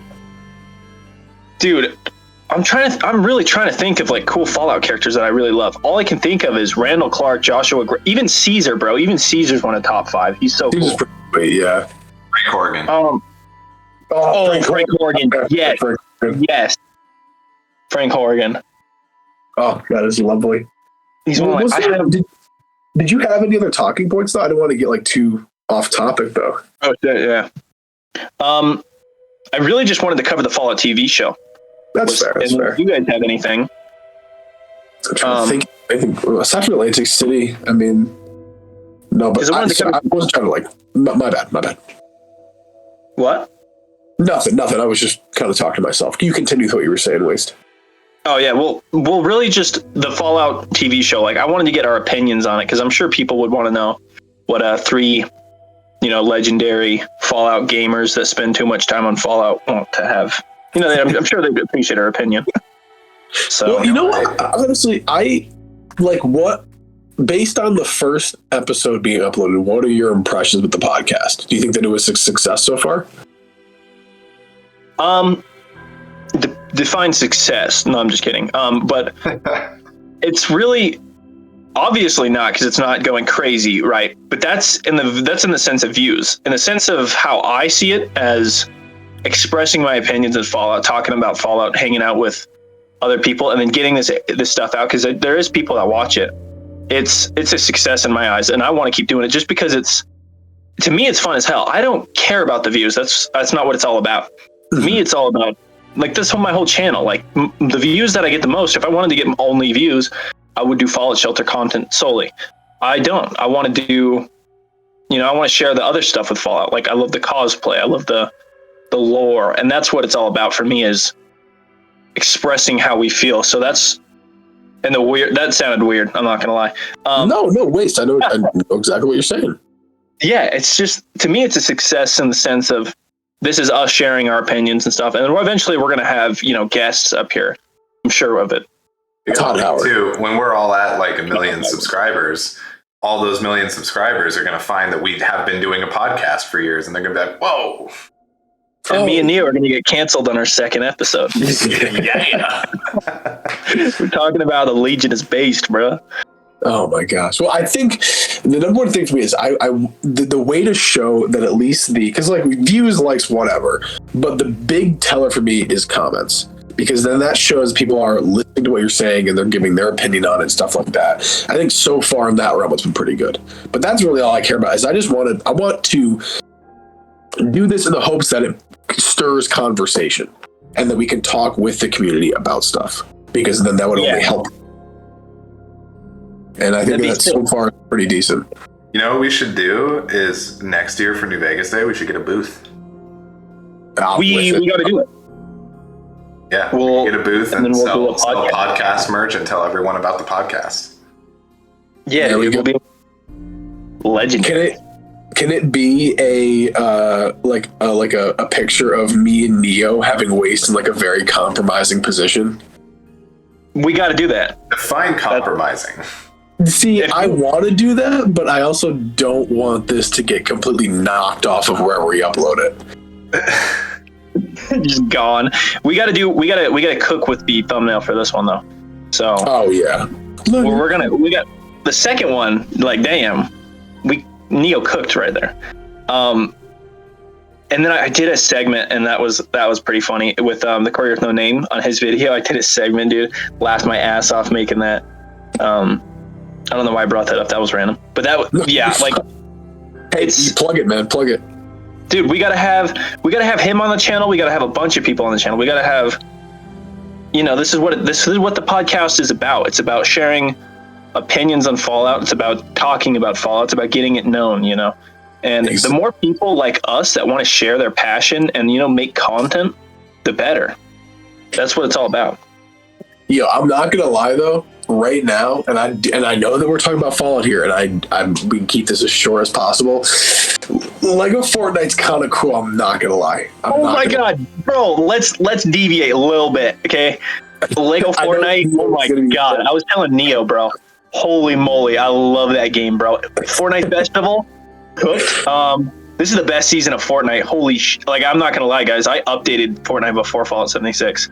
I bit the bullet and did Fortnite. The best. I'm just looking at Neo's little picture there, and it's just completely silent. He's just like, why are they talking about Lego Fortnite? He's sitting there looking just like his profile picture right now, but it's a frown instead of a smile. You're both degenerates. Yeah, we belong. Okay. I'll say this. We can kind of do this. Lego Fortnite is literally Valheim. Have you ever played Valheim before? Either of you? No. No, I played Ark. All right, yeah. Actually, Valheim is like this. It's a mix between Minecraft and like Elden Ring or Dark Souls. It's this like Norse-themed game where you're in this world and you got to go through it and discover biomes. And every biome you find, there's a boss. You kill them, and you can like upgrade and get to like the next set of like resources and gear, or whatever. Lego Fortnite is literally copy and paste that game. It is the exact same game. It is ridiculous. But that's why I love it so much, is because it's just like Valheim. But I compare it to Valheim, and it doesn't sound like I'm playing like Lego Fortnite, which I unfortunately am. So Lego Fortnite. Dude, I love it. I've been grinding that with my buddy, and I'm not gonna lie, guys, I went to bed at 12:30 this morning because of Lego Fortnite. That's why I was like, I gotta cut it off. I got a podcast tomorrow, but it is an addictive game.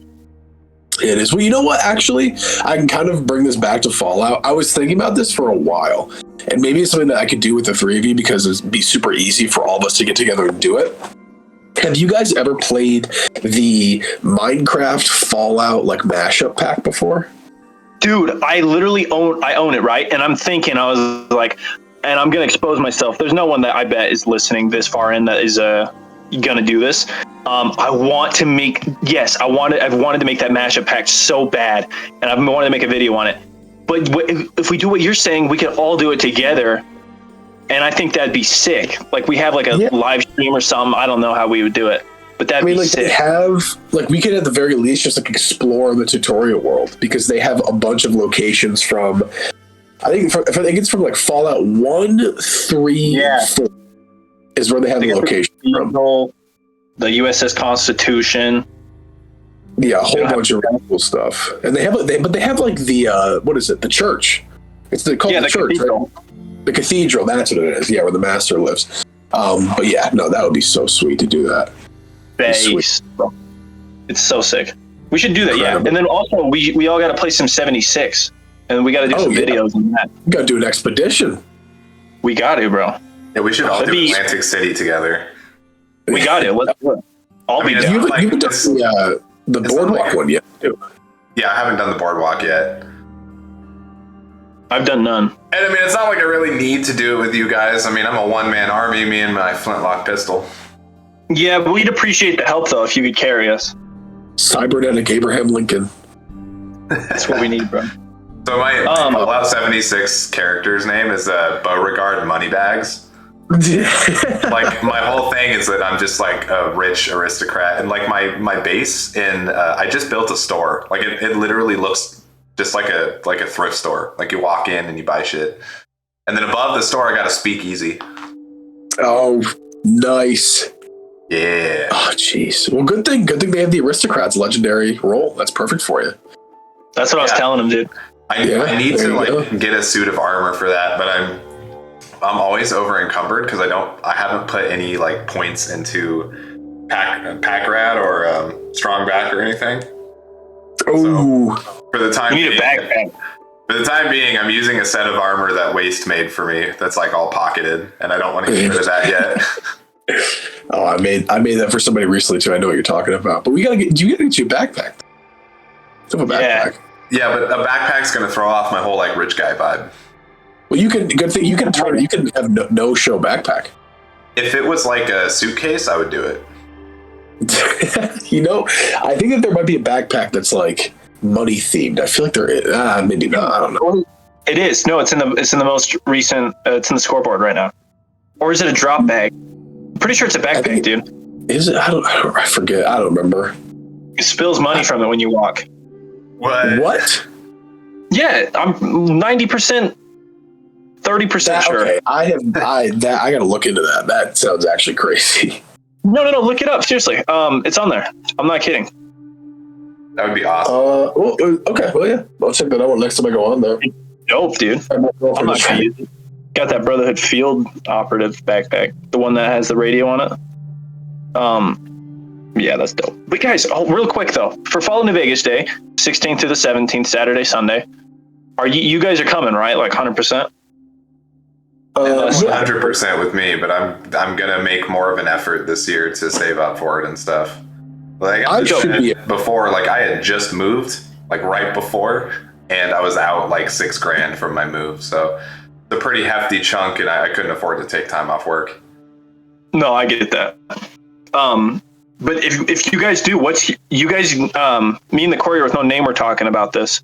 You guys should come over to my house, and I know that you might be like, I don't know, but we can meet at New Vegas Day. You know, I mean, we've only talked online, but we should go to my house, and then we'll do a video. That's what me and the Courier did, and it was super fun. We just shot a bunch of guns and just hung out. We made a quick little video hunting the skinwalkers that live on your ranch. Dude, that'd be dope. And I know a legit haunted place in Arizona. I want to save that for a horror YouTube channel that I'll probably start sometime. I don't know. But that place is legitimately haunted. And I'm thinking, this is completely deviating, but if we all got together, dude, got some, you know, what are those, the EMS, or it's not EMPs, but it's like, you know, the things that detect ghosts, like that place is legit. I'm trying to think what that is. I'm a Ghostbusters nerd. I should know that. Yeah, you know what I'm talking about, like the EMF radio, or the... Yeah. No, not EMP. Yeah, EMP. I forget. Damn it. The ghosts are actually robots. Yeah. Oh my it's god. Like, I'm going fishing, throws a frag grenade in the river. Oh god. Hey, it works. It does. And it would kill most of them by concussion, so I bet the meat would still be good. Yeah. Better for the environment. That is a very good point. I didn't even think about it. You know what? Actually, this is kind of deviating, and I apologize, but I learned recently that, like, a major way that people die... Okay, I learned this from the show Yellowstone, but there's a scene in the show where they're trying to destroy a tree stump, and they put, like, thermite in it or something. And when he goes to shoot it, he opens his mouth. And I was like, why is he opening his mouth? Like, he tells his son to open his mouth, too. And I guess, and I don't really know all the information, but it's a thing where... when an explosion occurs, like let's say a terrorist attack, for example, a good amount of people die, obviously, from like shrapnel or whatever, but another percentage of people die because when their mouth is closed, because of the like pressure or like inverse of pressure that the explosion causes, it causes a lot of hemorrhage in the internal organs, like it causes them to bleed and stuff like that. But if you have your mouth open, it allows for that like air or pressure to escape, and that way your internal organs aren't harmed as much. So if you were to open your mouth during an explosion, you wouldn't be as hurt. But I didn't get that. Like if a bomb goes off, people die to the shrapnel and explosive, but people will also die just to the inverse in pressure in the area. And I never knew that. I thought that was super cool. Dude, I don't know where I learned that from, but I remember I can't remember what circumstance it was. I remember my dad telling me to do that, and it was something on the ranch or something. There's not too many explosions I can remember, but I remember there was a couple explosions. And then I've also shot some really heavy caliber guns that I've been told to do that on, just to feel better. And yeah. I made Molotov cocktails, shot 50 cals. I'm trying to think of which explosion. There's a house fire. I don't know. But, just that one time that I was over in Korea and bombs were dropping on us. The bombs. We heard the bang bang. Then we went underground. The freaking damn, that song goes hard. Train from Fallout 4. Really? I don't remember that song. Magnolia, bro. She cooks. Oh, you know, the best baddie red that I've ever heard is Oxhorn's intro to his Fallout 76 like lore videos. Oh, I forget what it's like, but Oxhorn always had really good like Fallout music for yeah. So for his 76 videos, he did this, like, it was like the Raiders and Settlers storyline, and it was this like song. It's like, which side are you on? Which side? I don't know. I forget what it is, but it's so good. He makes good music. Aside from some of the controversial things. Oxhorn?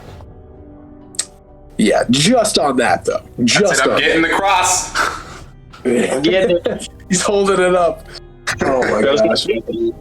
What was it? He made a video recently. I didn't watch it. I just saw the thumbnail. He's like, the Fallout TV show has me worried. And I was like, all right, bro.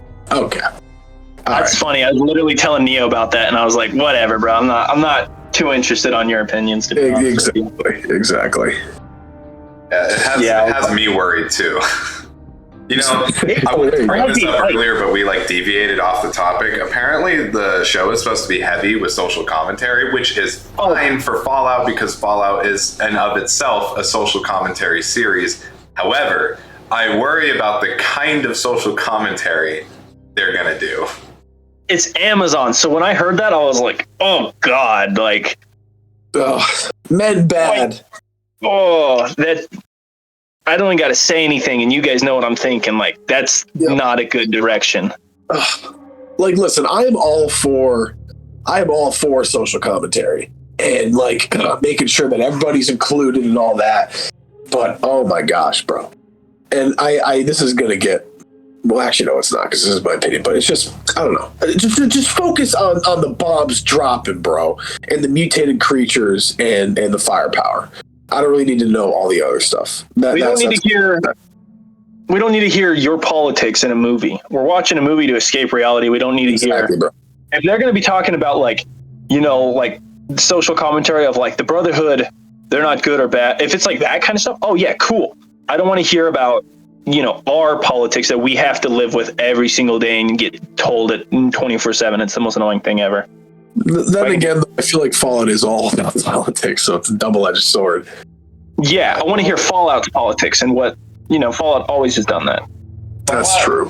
The Obsidian Fallouts presented politics in a really tasteful way, though.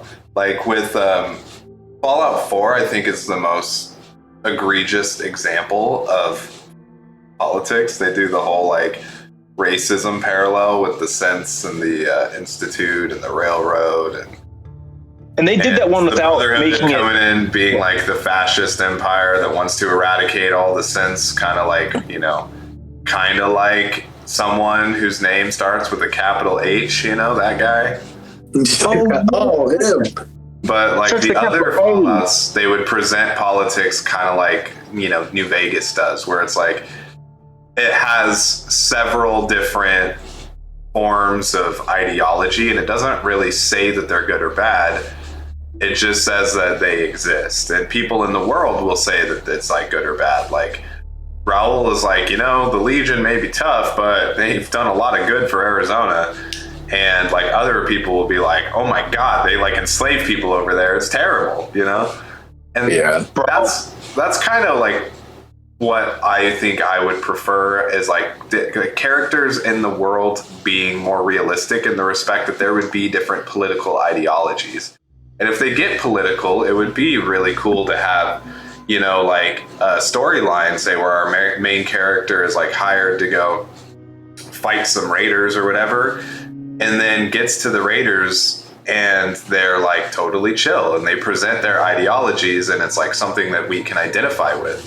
Maybe the raiders aren't like raiders that are like hopped up on chems, but maybe they're settlers that have been like barred out of resources by the primary government and they have to do something or else they're gonna die.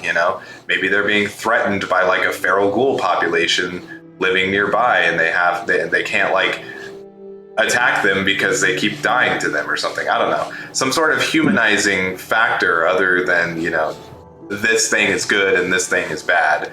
Like, we don't want to go on a crusade, we want to experience nuance. Exactly. Yeah. Exactly. Like the Fallout 4 quest in the airport where there's that dude feeding the feral ghouls.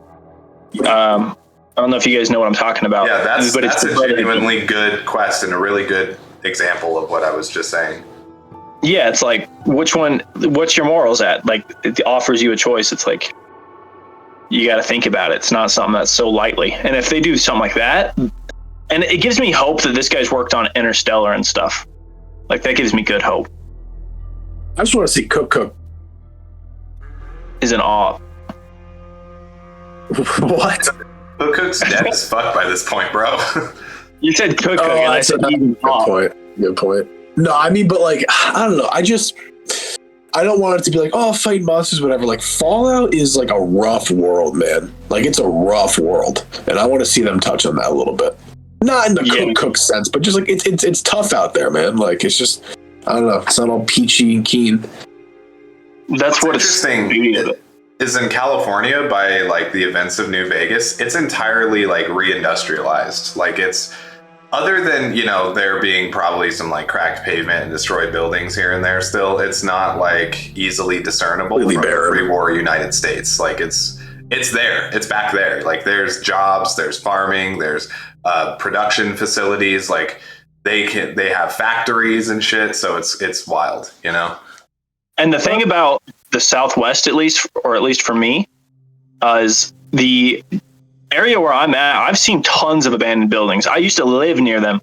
So trying to take this all back is really hard, especially if the pre-war has abandoned shit, you know? Like, it's not like they're going to be able to bring back everything, but they're doing pretty damn good compared to the East Coast where everything's destroyed and gone. Like Diamond City is their biggest city. Like, damn. Yeah, what I find odd is if she like, if the main character of the Fallout show, which I'm assuming is the girl, leaves the vault, why doesn't she leave immediately into NCR occupied area? It's like, I can't imagine that the NCR would have gotten wiped out. Like even at war internally with the Brotherhood of Steel and at war with Caesar's Legion to the east, I can't imagine that in like the 15 years since the events of New Vegas that they would have been wiped out without a trace. And Santa Monica is the furthest you can get from the Legion War, and it's still pretty far away from where the Brotherhood War was taking place. So like why would there not be like a bastion of civilization coming from the new California Republic there at the very least, you know? Yeah, there should be. There should be, at the very least, remnants. So I really want to know what's going on with the NCR. And it's 9 years after Fallout 4. So what was it, 15 years after Fallout New Vegas? Yeah. Yeah, there has to be Fallout. There has to be NCR dudes there. Like, there's no. Yeah, like at least a remnant, like you were saying. Yeah, like come on, it's a huge ass nation we see in Fallout 2. Like, if that's what they were at in Fallout 2, just imagine. Or be example of how easily governments fall. Yeah. Even if they fell, there would still be remnants, which is kind of like what I was trying to say. Is like I'm fine with the NCR falling. But I want to know what happened to them. I want to know where they're at, why they fell. Like they have to have had significant presence in that area. And also there needs to be some reason why Vault 33 is even around. Because like if we go all the way back to Fallout 2, the Enclave was evacuating vaults like all over California, getting test subjects and stuff for their FEV curling 13 virus. And, you know, the Enclave did things like they sent the signal for Vault 8 to settle the wasteland, like shortly after the Great War. Like around the time of 76 is when Vault 8 left and started Vault City, you know? Yeah. Yeah, so I could imagine a vault, like down in Santa Monica, yeah, sure. I can imagine that a vault stayed sealed. Maybe they didn't have any Enclave interference, but at the very least, the New California would have been knocking on their door at some point, you know? So, somebody had to have known that they're there. Yeah, someone had to have known that they were there. And if they don't like bring that up at all, I'm going to be severely disappointed. Do you guys know the shot where it shows Santa Monica, the pier? Yeah. It's got the wind. Do you see how desolated that is? Yes, yeah. It looks like a rubble field. But if you look closely, which I didn't notice anyone else really see this, but I don't want to just say I'm the best. I'm just saying that I haven't seen anyone else point it out yet. But if you look really closely, you can see the vault there. I'm assuming it's Vault 33 where she comes from. But if you zoom in, on the bottom, it's on the right side of the screen. But if you zoom in, you can see it. So I imagine, maybe they could have missed it because that just looks like a nightmare to explore and try to navigate. It's not too unreasonable that they would miss it. But then again, how have they not outreached to this area yet? So in the lore, the entirety of the territory within New California had been pretty much entirely cleared of scrap. So if we just put some figures to that, we'll say 90% of scrap in the New California area had been entirely cleared. Because there's all those traders and travelers. In the Boneyard, which is where Santa Monica would be, that is one of the highest population places in the entirety of the New California Republic. For sure, the pier would have been cleared out like years ago. Yeah, it's like it's like San Francisco in Fallout 2. Like you can go on the docks, you can go to Chinatown. It looks like it completely cleaned up, brand new city. Yeah, that brings in another thing is like the She would have been a really good. That's something that we've in the community have been asking for like a decade. We want a story centered around the She because they were an entire technological civilization that was like ages ahead of the Brotherhood of Steel by the events of Fallout 2, the NCR, and it's even rumored that they were like competing on the technological edge with the Enclave at that time. And there's no lore after Fallout 2 with them. There's no like the NCR went and captured San Francisco, or the She became its own state. It just kind of like ends at Fallout 2. The She is like they have control of San Francisco. We never hear anything else about it except for in Fallout 4 when Kellogg goes to work for the She. But that was during the hard, post, man. Yeah, when like in his flashbacks, that was around the time that the NCR became a nation.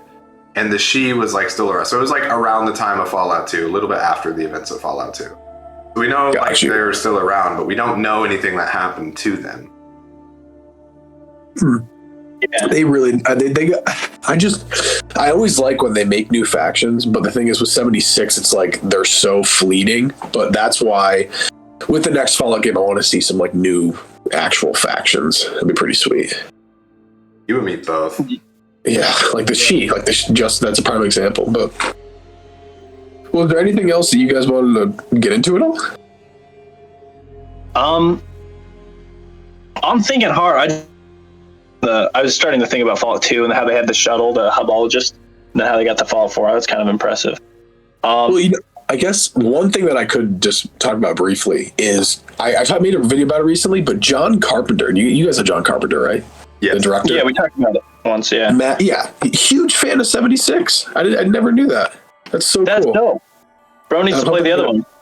No, I'm just kidding. And he's got a new game coming out soon, but it'd be kind of interesting to see if they I doubt it, but if they worked with him on anything, that'd be super cool. But I don't know. That's all I got. What's the game? It's this like first person like open world zombie game. It looks pretty interesting. I'm not gonna lie. It looks. What was that? Like Redfall. That game Redfall that came out. It looked like it's similar to that, but just leagues better. Like no vampires at all. It's just zombies. But I don't know. It looks good. It looks pretty good.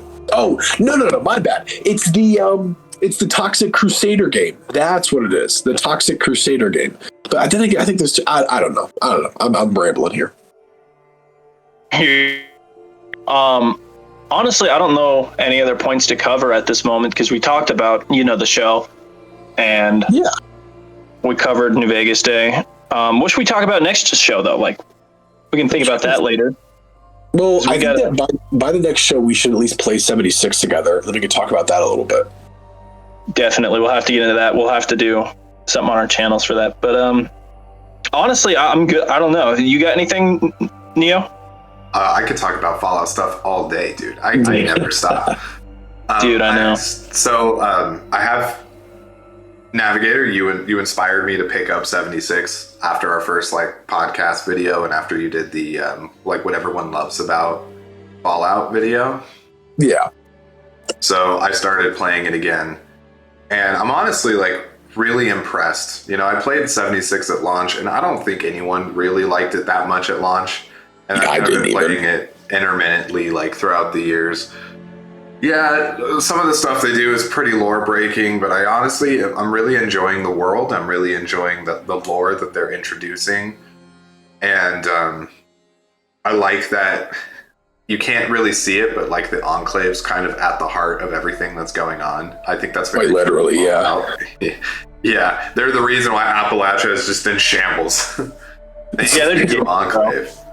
Well, I was gonna say it's a good thing that you are playing it now, and the scoreboard is free. I mean, if you play it now, because the thing is, like, a lot of people that I have introduced to the game, they'll play it for a month and they move on to something else. But if you do that right now, you play for a month, you'll probably unlock the whole scoreboard, and then you get that Warhammer Legion Conqueror armor. And I think that you'd love that. Because that armor looks sick to me. That will be my new power armor, is that. Does look pretty sick. I'm keeping mine. Oh, I love it. I have the samurai one right now, but because I just love like historical warrior stuff, but that just is even better. I'm gonna need like, a power armor that looks like a tuxedo. It's like a casino themed one. They have like the lucky number 7 armor, so there you go. That might work. Or the gold one. Don't they have gold armor now? Last season, bro, or not last season, but it was coming up. Was it last season? I know. I think it was probably Shoot for the Stars or whatever. Yes, it was. Movie one, yeah.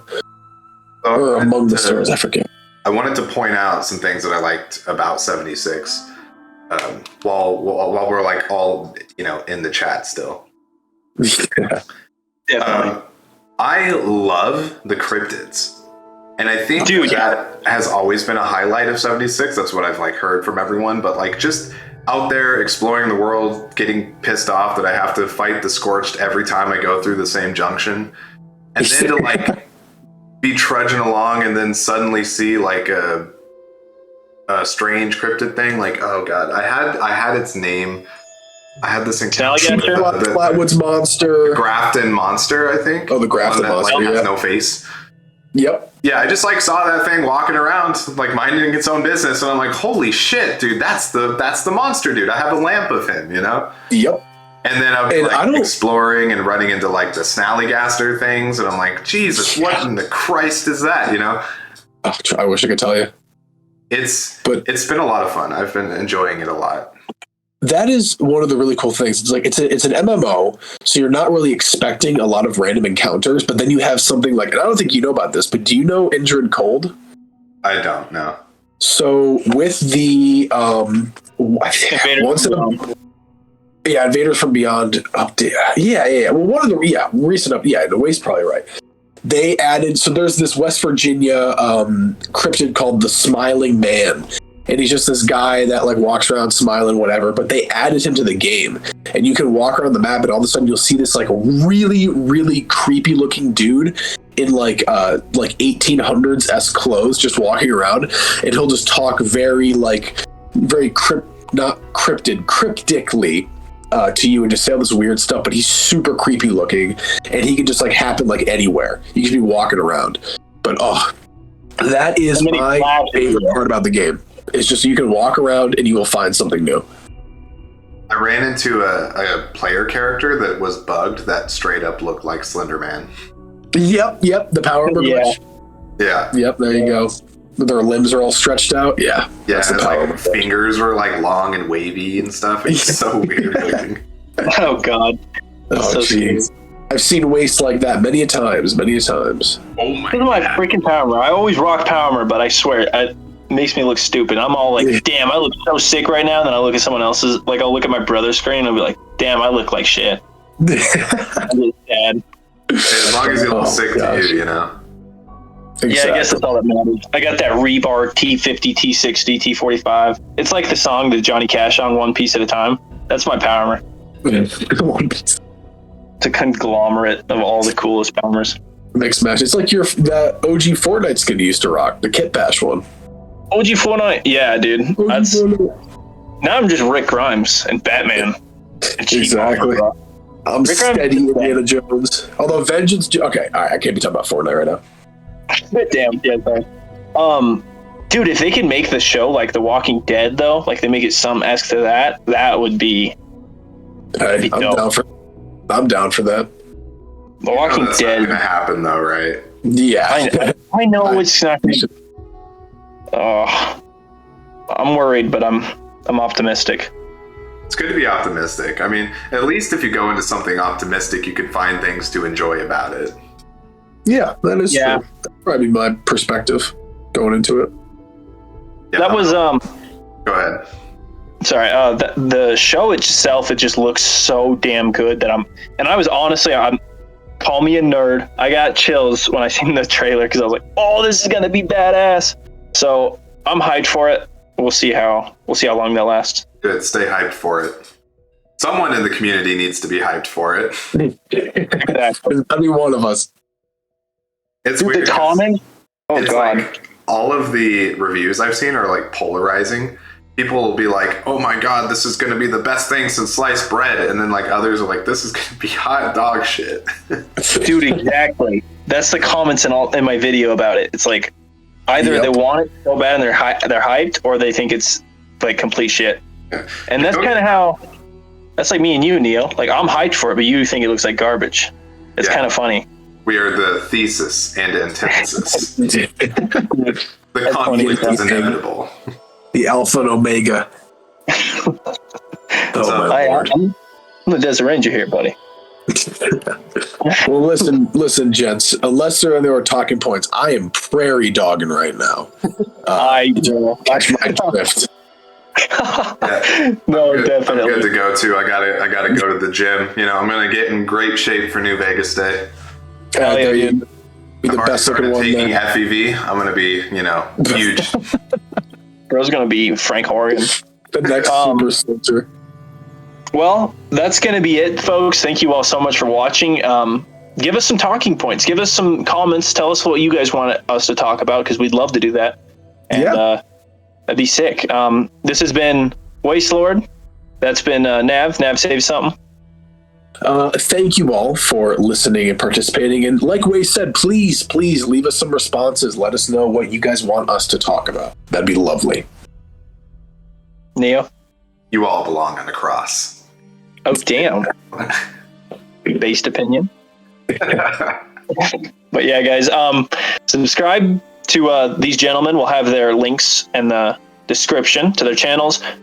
Subscribe to the Courier with No Name. He's definitely doing some cool work. Check him out. We'll have Subscribe his to channel. Wastelord. Yes, please. And the Minuteman is the best. Thank you all so much for watching. May the Wasteland treat you with peace and prosperity.